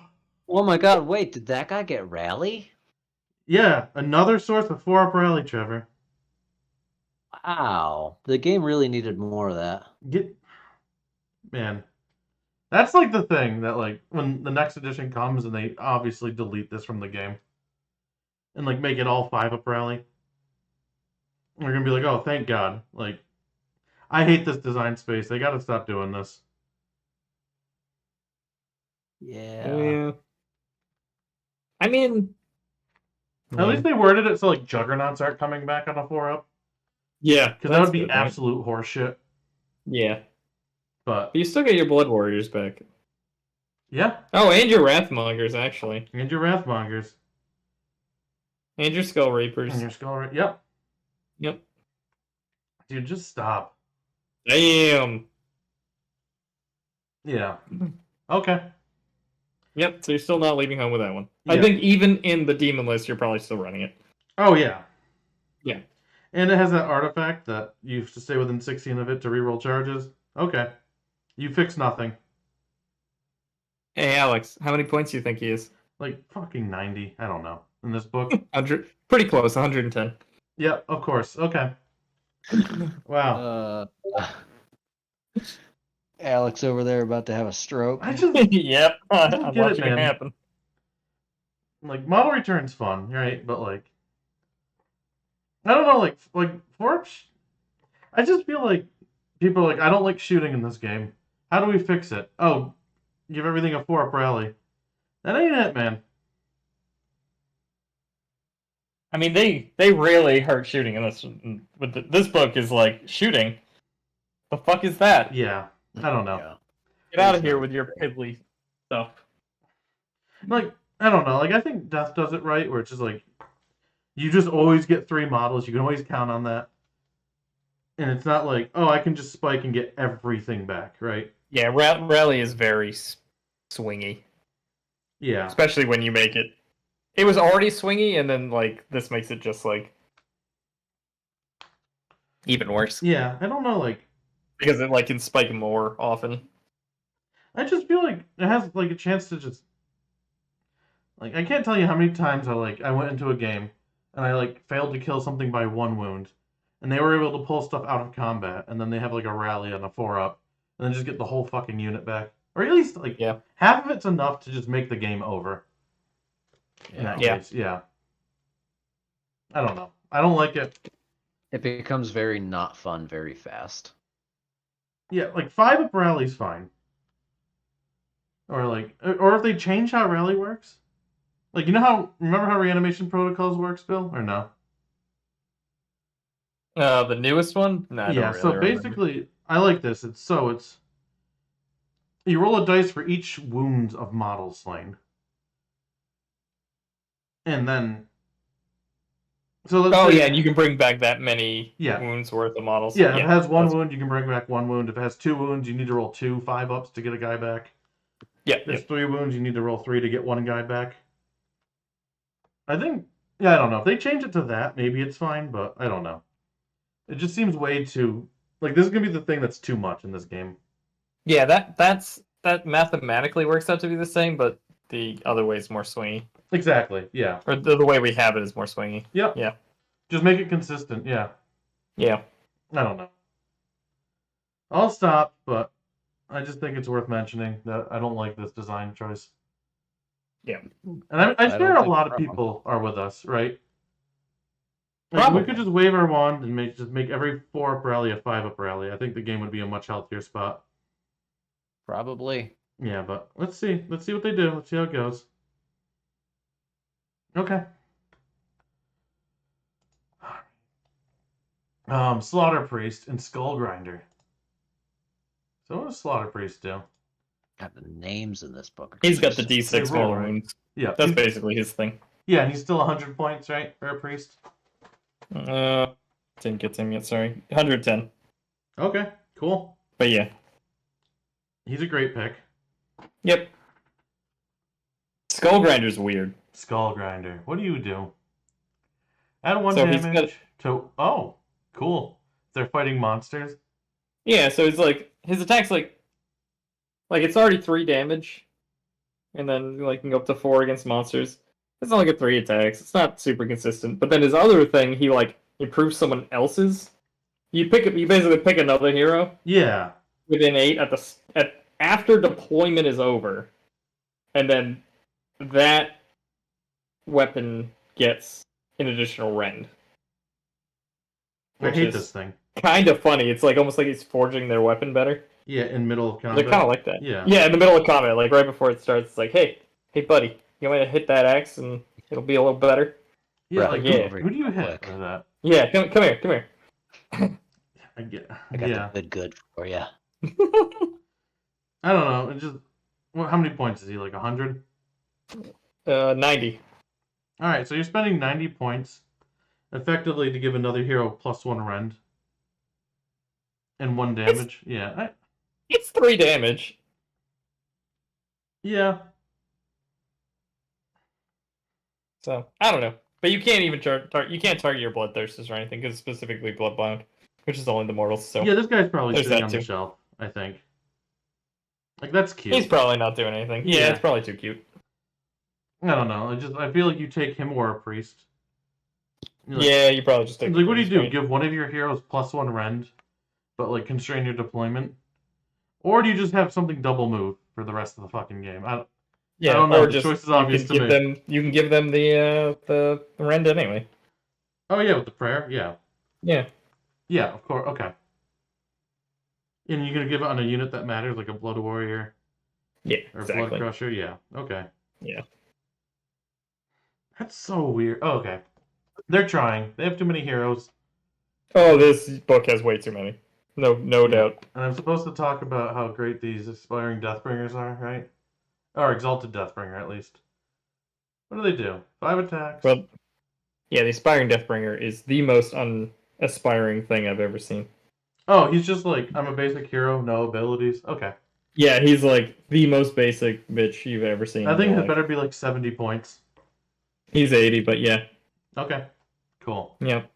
An Exalted Deathbringer. Okay, so he's got 2 attacks, 4 with 3 damage, and 5 with 2 damage. He has one or the other. Okay. Yeah. 1 or the... Yeah, you're right. Okay. Never mind. 5 aboard. Okay, 6s are D3 mortal wounds on his Skull Gorger. And add 1 to hit rolls for attacks made by this unit. It's only within 8 inches of friendly bloodbound unit. That is the general. Okay, so he's trying to show off. How many You points did is he? misread Skull Gorger. It's not that weapon does D3 mortal wounds on a thing, on a 6. It's if you roll a save roll of 6, he does D3 mortal wounds back. Oh, okay. That's Yeah. what happens when you try to fast read things, you know? But he's only got a 5-up save. Okay. And ones that hit rolls for attacks. So, what am I supposed to do? Don't discount the power of Exalted Deathbringer. It's better than you think with all the buffs heroes can get in this book. Sure, I guess you can buff heroes. Like, that's fine. I just think you can buff units and do more. You know? Yeah. How many points is he? He is probably too many. Actually, this book has been very good about being less than I think. Only 90. Only 90. For only 90, that actually doesn't seem bad. Yeah, I think he's fine. Because the 5-up save is mitigated by the 5-up ward as well. And I guess, like, Blood Tithe effect is very real in this book. And, like, you just want to get him in there and get him dead. Yeah, get him in there, get the damage, get him dead. Maybe. Yeah. I don't know. It doesn't seem super bad. Yeah. Just There's the plenty, thing about there's plenty of things that can, like, give him a little extra. the relics didn't seem like good enough to, like, push yourself for, like, double command entourage, you know? Yeah. That's my biggest problem with this kind of hero build thing. I mean, He might be okay. I don't know, we'll see. I want to see him played, but Yeah, probably I'm not worth feeling- spending too much time on him. yeah, this is like a Path to Glory hero to me. Yeah. But he might be fine. Yeah, I'm sorry, I'm discounting him. He's okay. Alright, now to units. Holy shit. Oh, these book reviews take too long. Dude, they do.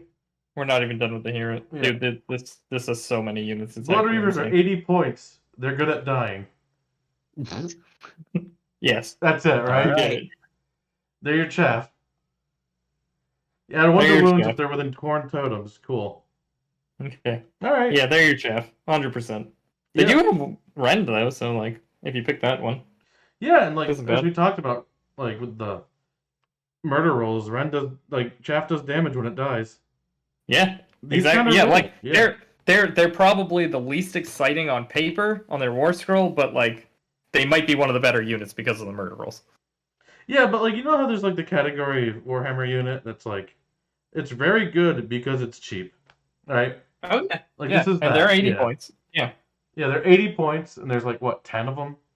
Yeah, 10 80 10 points? for 80 points, and they get murder rolls. Like, Yeah, that rules. Yeah, yeah, that's like an average of 3 damage yeah, of mortal wounds for 80 points, and whatever they get to do with attacks, and a then blood tithe point at the end, Yeah, and like getting you towards another one, and yeah, these are great.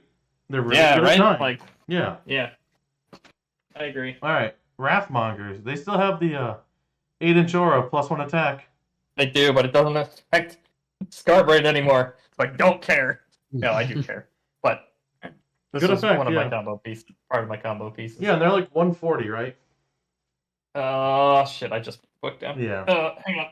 2 seconds. I think they're I should have looked 140. ahead. That sounds right. They do mortal wounds. Yes, 140. Yeah. Oh, yeah. If a hit roll against them is a 1, that unit takes a mortal wound. So that's Oh kinda wow, cool. that's weird. Yeah. I Okay, like that's this. pretty cool though. Actually, Yeah. I like that. Yeah. Like this is a great. Like I take 2 of these in my army. And I have my +1 Yeah. attack buff in multiple spots. Cool. I like this Yeah. guy. So far, 2 for 2 for mortal units. That's great. We're Blood definitely Warriors. about to be 3 for 3, I think. Oh yeah, these fucking rule. Yeah. Yeah. So they're 190 for 5, right? Yep. 190 for 10.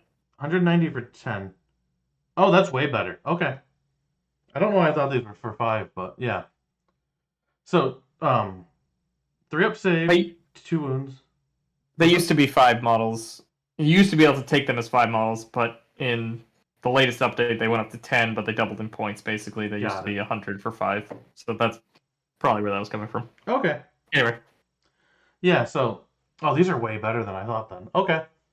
So, I think you can take an axe and a gore fist, or 2 axes, or gore glaive, right? Or 1 in every 10 can have the gore glaive. 1 in every 10 can be the Gorglaive. Yeah, Interestingly, you can make the one with the Gorglaive the champion for +1 attack, which you do. for +1 attack. Yep. So you just do that.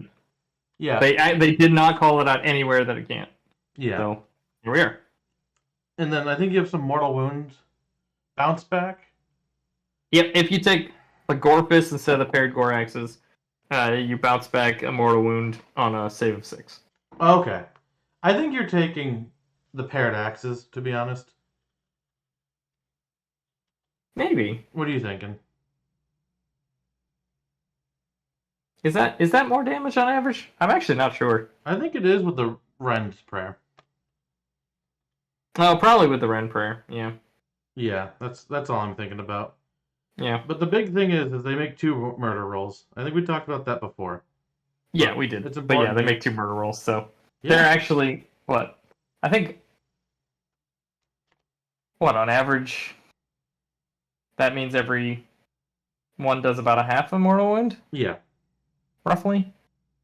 Could Yep. be off on that.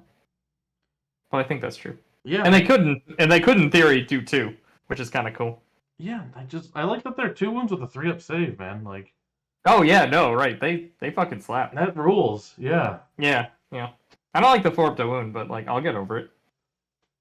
Yeah, but you're taking Gore Chosen, so they're a 3 up to wound. That's true. I am doing that. Yep. So yeah, here we are. You meant Gore Tide, right? Yes, I did. You corrected me on that yesterday, funnily enough. Yeah, I didn't know. Yeah. Yeah, just it's so like many what, Gore Gore Chosen. this, Gore And I was that. like, I think they're a sub faction. You're like, no, that's Gore Tide. And I'm like, I hate that they did that. Yeah, and like we're 4 years into this book where everything's like Gore something. Yep. Oh, jeez. All right. Well, I'm not sure what synergies are in this other than like extra double moving and a bunch of rend, and then like being in the way to die, right? But man, they're so good at all of that. I mean, the synergies is if you end up killing something, you 4-up rally them back, right? Yep. Yeah. That's so fucking good, dude. Yeah. That's so fucking strong. All right. Yeah. Let's see. And then one of my favorite heroes from the last book, the Bloodstoker. So, yeah, he picks D3 friendly bloodbound units within 3 inches and roll a dice. Regardless of the roll, they can run and charge. And then they suffer 1 mortal wound on a 1. But run and charge is one hell of a drug. Yeah. Yeah. It is. That's very good. Yeah, these guys are great. Yeah, and they're like 80 points, right? Maybe 90? Probably. I should do this ahead of time, and I keep not 90. Yeah. Yeah. There's a really cool quote in one of the stories about these guys. And then they're like, oh man, like you don't fight. And he's like, well, with an axe I could kill 10 enemies, but with a whip I can kill hundreds. And there you go. Yeah, and I love that quote. Yeah. That guy rules, man. I love this guy. Fast. Charge bonuses. Here we go. I'd be taking this one in most of my lists just for that mobility. Yeah. All right, Mighty Skull Crushers. These are my favorite. So do you I just got a 2-up save. Don't worry about it. Yeah, 2-up save, 5 wounds each, so 15 wounds and a 2-up. Really good impacts. 5-up ward against mortal wounds and spells. Mortal wounds from spells and endless spells. Yeah, like, and the damage is fine. Like, it's not amazing, but they're not going to win you the game by themselves, right? No. But, like, especially on the double move thing, like, they move 8, they can move, like, 16. You can... They're great anvil, honestly. You can Bloodsecrator them to make them run and charge also. Yep. Bloodstoker. Yeah, Bloodstoker. Yep, exactly. They're all blood something. Yep. Blood or gore? Blood or Pick your gore. pick. Those are the 2 words we're allowed to use in this Or book. skull. Yeah, blood, skull, or gore. Yep. I think every unit in the book has that in their name, except for like maybe 2 or 3. Yeah. But I guess my point is here is like, yeah, that rule, like, it's just, he's such a really good mobile anvil. Yeah. He doesn't really I need like him anyone's before. help. I still like him now. Yep. I think you bring 2 of these in a lot of your lists, and that just gives you so much like field control. Yep. Yeah, and then like you just use that to like tie up while you wait for your probably your Skull Reaper unit to come at them, you know? Or Yep. your Chaos Warriors, something like that. Yeah. It's just this seems like a bread and butter unit to me. They're 200 points for 3. Yeah. So, And they're just they're excellent expensive, pinners. Yeah. but they're good. Mm-hmm. They're expensive, but they're durable too. Oh yeah, they're very Yeah, durable. yeah, like that rules. Yeah. I mean, geez, pigs are 30 points less. Yeah. They have a 4-up save. Mm-hmm. So, like, I'd trade those 30 points for a 2-up save. Right. They also don't have the +1 damage buff. Yeah. So they're very different units still, but like it's pretty comparable, right? Like they're doing like a Yeah. very similar role of like I'm double moving, I'm pinning something. Yeah, Yep. and I believe that the Skull Crushers have more attacks, but yeah, I mean, generally speaking, they do, like you're saying, fill the same role. Yeah. Like how good are those? Right? Very. Yeah. Good enough that the orc community is starting to get kind of bored of them. Yeah, I get it. But like that book's about pinning, they're the best at pinning. You Yep. want them, yeah. Oh man, blood. Yeah, these are great. And Skull Reapers, I think those are your damage things, right? Because they're 4 I attacks remember. each. Right, yeah. They do mortal wounds on a 6. In addition, yeah. Add 1 to hit rolls if the target has 5 or more models. And then murder rolls. Yep. And they get murder rolls. Yeah.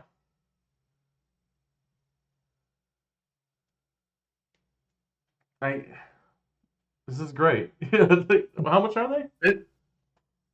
I think they're a little more expensive though. They might be 140 as well. I think it's like 150 for 5. I think they used to be like 180 or something. Oh yeah, okay. Reapers 190 for 5 actually. Okay, so if you reinforce it, that's 380. They're pretty expensive, honestly. Yeah, but I'm just thinking, so like a lot of the like dummy lists I've been seeing or like testing lists have been running like a reinforced brick of these. Mm-hmm. And, like I think this page right here is like your best page in this book. Because you have like your very fast like durable pinning unit that buys enough time for this thing to march up the board. But like if you reinforce this for like 400 points, it's 40 attacks that do mortal wounds on 6s. Maybe 50 attacks. Could be 60 attacks if you get the blood tithe up there, right? Yep. You can make them run 3 pretty easily. So like I just imagine a turn you get them up there with your blood secretor. And then you pop the 1 extra attack. And then this thing has 50 attacks. On 3s, 2s, -3. 6s are mortals in addition. And their battle line is Skull Fiend, so if you get that 8+, so you can double reinforce them in that. Yeah. And then and they could have strike first too. Yeah, I just think the volume of attacks and the sheer amount of ways that you can get rend in this book. Yep. Like, I think these rule. You're not running a lot of them, but they're great. They're very expensive for sure. Yeah, they're that's the downside to them, but they're 4-up save, 3 wounds each. They're not a bonus murder roll, though, unfortunately. But Yeah, so you're not looking to have them die, that's for sure. yeah. Yeah. But it's okay to have 1 unit that you don't want to die. Right, exactly. Yeah. All the other ones I do. This one, yeah, okay, maybe I want to keep this one alive. Yeah. I like these. Like, all of these Bloodbound units rule so far. Yeah, I agree with you. Alright, let's see. I think we're, like, almost there, right? Oh, not quite. Okay. No, we got another couple pages. Okay. There's a lot of guys in this book. We're skipping gonna the be a long Underworld one. shit because they don't matter usually. And somebody Yeah, will I know. yell at us. I am But... perfectly fine skipping all of those. So, Claws of Karanak are 110.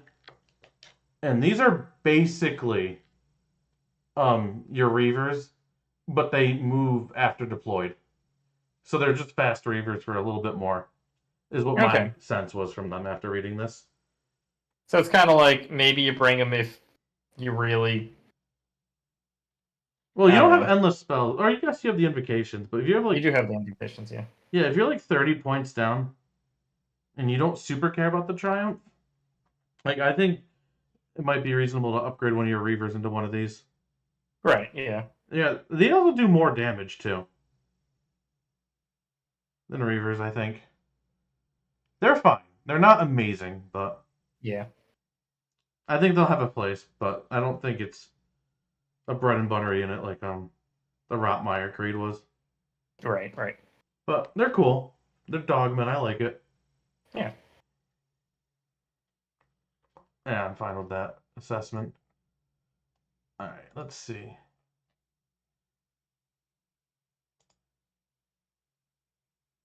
Underworld warbands are the best things in the book. Yeah, I mean, most of these reviews, I have somebody argue that, and then I never see any of them anywhere, so whatever. All right, let's see. Monkey Man. What's his name? Skillet and Fingrim? Anfingrim. Skillet and Fingrim. Oh, whatever. He unbinds, and he has an 8-inch pylon, and he hits things with his 8 attacks with 1 damage fist. And he's like 110 points, right? Maybe. Grim, where are you? Or whatever. You'll yeah, 110. Are you excited about him? Not Are particularly. you gonna buy a monkey? You gonna play with the monkey? No, probably not. But I mean, like maybe that each pylon's pretty cool. But You know my I'm honest gonna run answer to Corgus that to is, get Corgus cool to get that. and maybe ability. I'm wrong, but if you want an 8-inch pylon hammer, I think you just take Korgus Call. Oh yeah, Just go I'm running 50 him. points. Yeah, for sure. Yeah, Right. like he's better at it, and then he has like rules that do other things. Right. Agree. Yeah, because like Alright. Korgus Call also gets the unbind, has a better save, has a 3-up instead of a 5-up, Yep. and I think 1 less wound. Yeah, and I'm not better running damage. this guy. Yeah, We're gonna tell this guy to go home. Sorry. man, that's a shame. Yeah. Because he's pretty Oh. cool. Like I like the idea of like a beast man, but he's just not Yeah. quite there, you know. He's just like a little out of place. I don't know. Yeah. Yeah. Okay. The Korgorath, however, isn't. Did he get better? Please. I hope so. Check his points while I read this out. So, 8 wounds, 4-up save, move 6. He has a 6-inch range, 3 attacks, 3s, 4s, no rend, 1 damage. 5 attacks, 3s, 3s, -1, 2 damage. But he's Enemy- got the basically like the hero profile there for attacks. Yeah, with a shooting thing. Yep. Yeah. Let's see.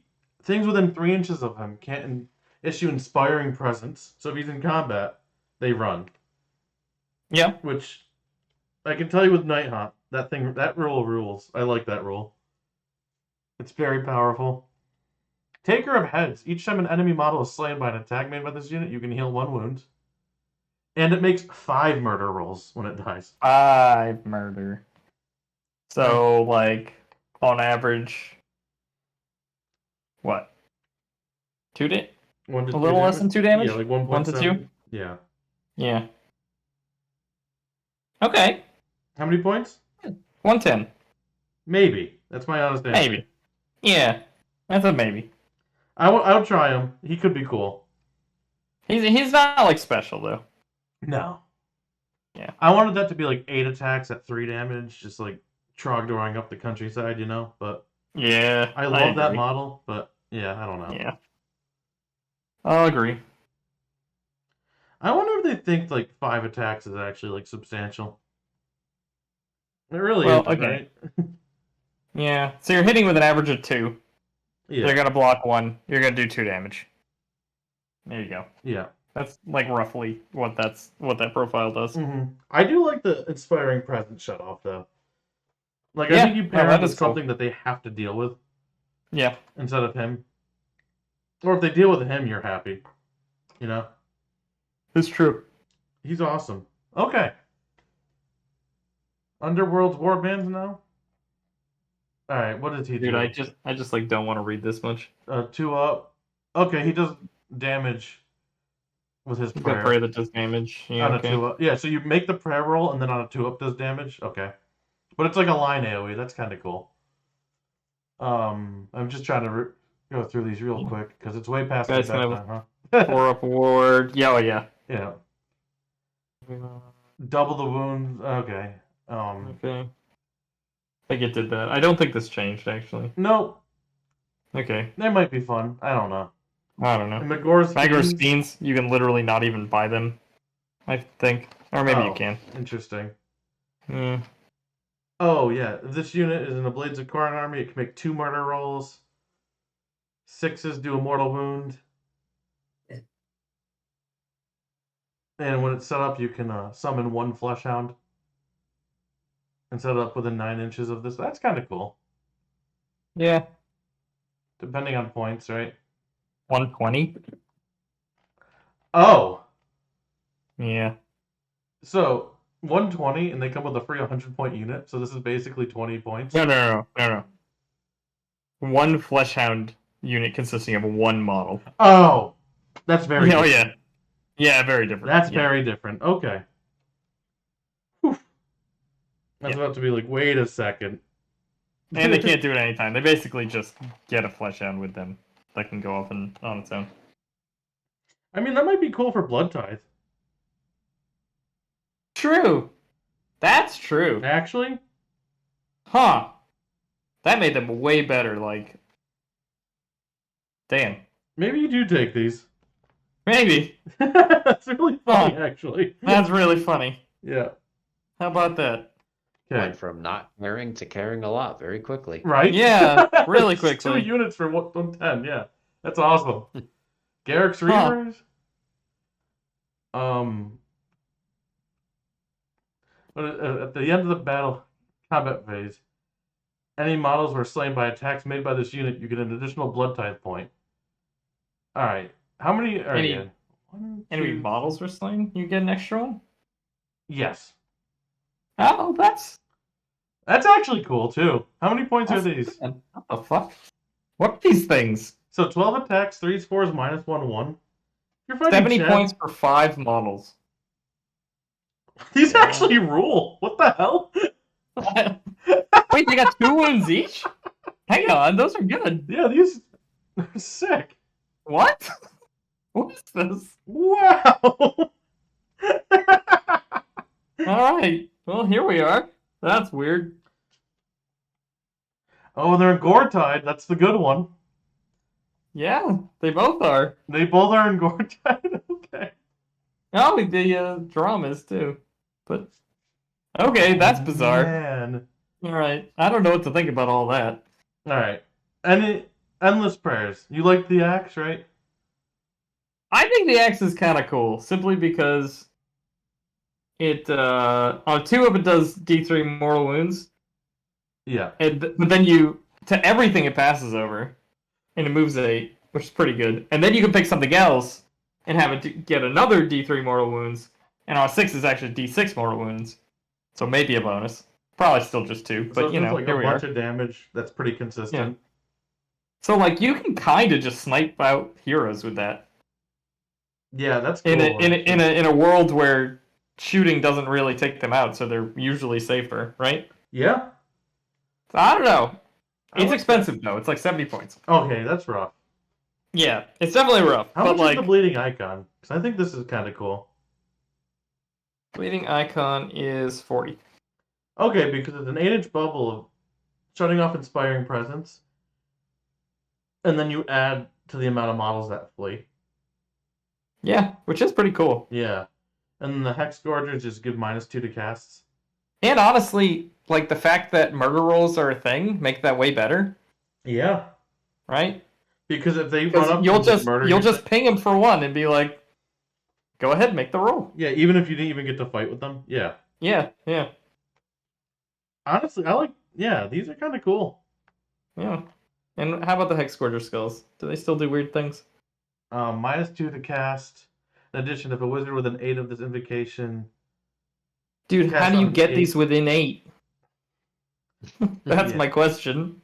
Yeah, because they're I mean, so I guess it's 16 from maybe. the altar because you double it and then they move 8 Yeah. every turn. Yeah, They'll get there. maybe. Yeah, you'll get there eventually, I guess. That's true. That's Yeah. 24. That's pretty good. All right, All right, and the altar. and the Never altar. done. I think we talked about it. Doubles the range of the guy in it, and then rerolls to priest within 8 inches here. But don't forget, if any wizards miscast, which is your favorite rule of all time, they actually take D6 damage instead of D3. That's a great rule. That's just all pure right. fun. All right. All right, that's the end. Holy shit. That book review was a take big forever. book. There's a lot of stuff in there. I'm sorry, Trevor. I know this is very late for you. No, you're good. Overall, what are you guys' thoughts? I like it a lot better after we did this. Yeah, honestly, Yeah. me too. Like, I think there was a lot of, like, I wasn't really paying as much attention to how much things cost in points-wise. And then, like, as we were looking at them, it's like, oh, that's less than I thought. Oh, wait, that's less than I thought, too. And Yeah. it just kind of kept going, and it was like, oh, okay, hang on. This is pretty good, actually. Yeah. Trevor?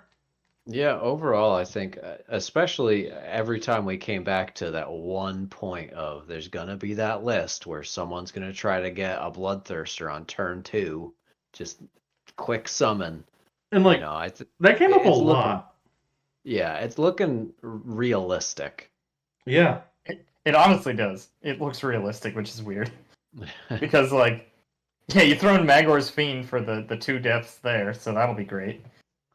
And then the Reavers for the extra 1, because they'll hopefully kill something, and they got 2 wounds for some reason. I'm so really they might glad even we survive glossed for those. 70 points. Right? What was that? I'm really glad we glossed over those.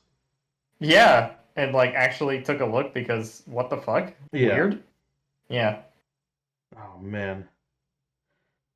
Yeah, overall, though, like, I don't know. The more I look at this book, with, like, the exception of what they did with the Blood Secretor, I think all of these are, like, very, very positive changes for the army. Yeah, I agree. I think it looks fun. It doesn't seem like there's many auras to worry about anymore. Right, yeah, there's, like, not much you have to be like, oh, I gotta make sure I'm within, so what whatchamacallit range of this thing or that thing or whatever. Mm-hmm. Which is good. Very good. Let me have my ruler out every moment of every game. Yeah. Yeah. A lot of the heroes do cool stuff. Yep. And, like, there's probably, like, a hero hammer build that I'm, like, disregarding. Because I like probably, the but I mean, like, Pylon way we're- better. Yeah. Yeah, we're literally just reading the book and being like, this'll do this. We have no idea, really. Yeah. But, yeah, Bloodthirsters seem like in a really good spot right now. I think so. Which is cool. Yeah. I want that to be true. It's just like their weakness was getting shot off the board too quick. Yep. And, like, you have a lot of tools to mitigate that now. You do. Which, that's fine. Because it doesn't change how good they are in combat, which they didn't need to change either. Right. And they're, like, more consistent in combat, too. But, like, I don't know. They're not impossible to kill once you get there. Certainly not. Yeah. They didn't get that much more survivable. Let's be real. Yeah, only 2 more wounds. Yeah, but... Yeah. But they bracket less, and they have more wounds, and so... Yeah. Yeah. Overall, I think I'm overwhelmingly positive on this book. Yeah, I think so, too, now. I don't think there's any, like, that much negative play experience. And, like, moving into combat is potentially very strong, but, like, the range is very short on that at the end of the day. Yeah. But I do like how, like, whenever you want, like, the hero to be there with the unit, like, it's sometimes hard to do, get them both to charge, but just being able to be like, well, I'll just pile in, and look, here we are. Yep. 8 out of 10. 8 out of 10? Khorne will be pleased, huh?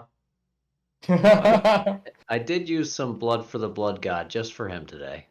Yeah, he's eating. Yeah. Like, he's got blood all over his mouth. Like he picked up a little guy, ate him up. Oh yeah. Hands are all bloody because they squish people. That's fun. Yep. And I finish almost 100 bases. Nice. Whew. And I got all day tomorrow with more of this. Let's fucking Yeah. go. Yup. I can't do that. I just can't sit there and just do bases like that. Oh my god. Yeah, I'm Force me very to excited for tears. these new books. Which Oh yeah. hopefully, yeah, whose dick do I gotta suck to get a OBR leak, huh? Yeah, I want to see that book real soon. Oh, I know. I'll find out who, and then I'll send you to him. Oh no. But yeah, if we get them at the same time, we're obviously doing OBR first. Yep. But I think it's time to call it. Trevor, thanks for Yep. the surprise guest appearance. Yeah, happy to be on. Yeah, that was fun. And then we'll see you next time. Take care, everyone.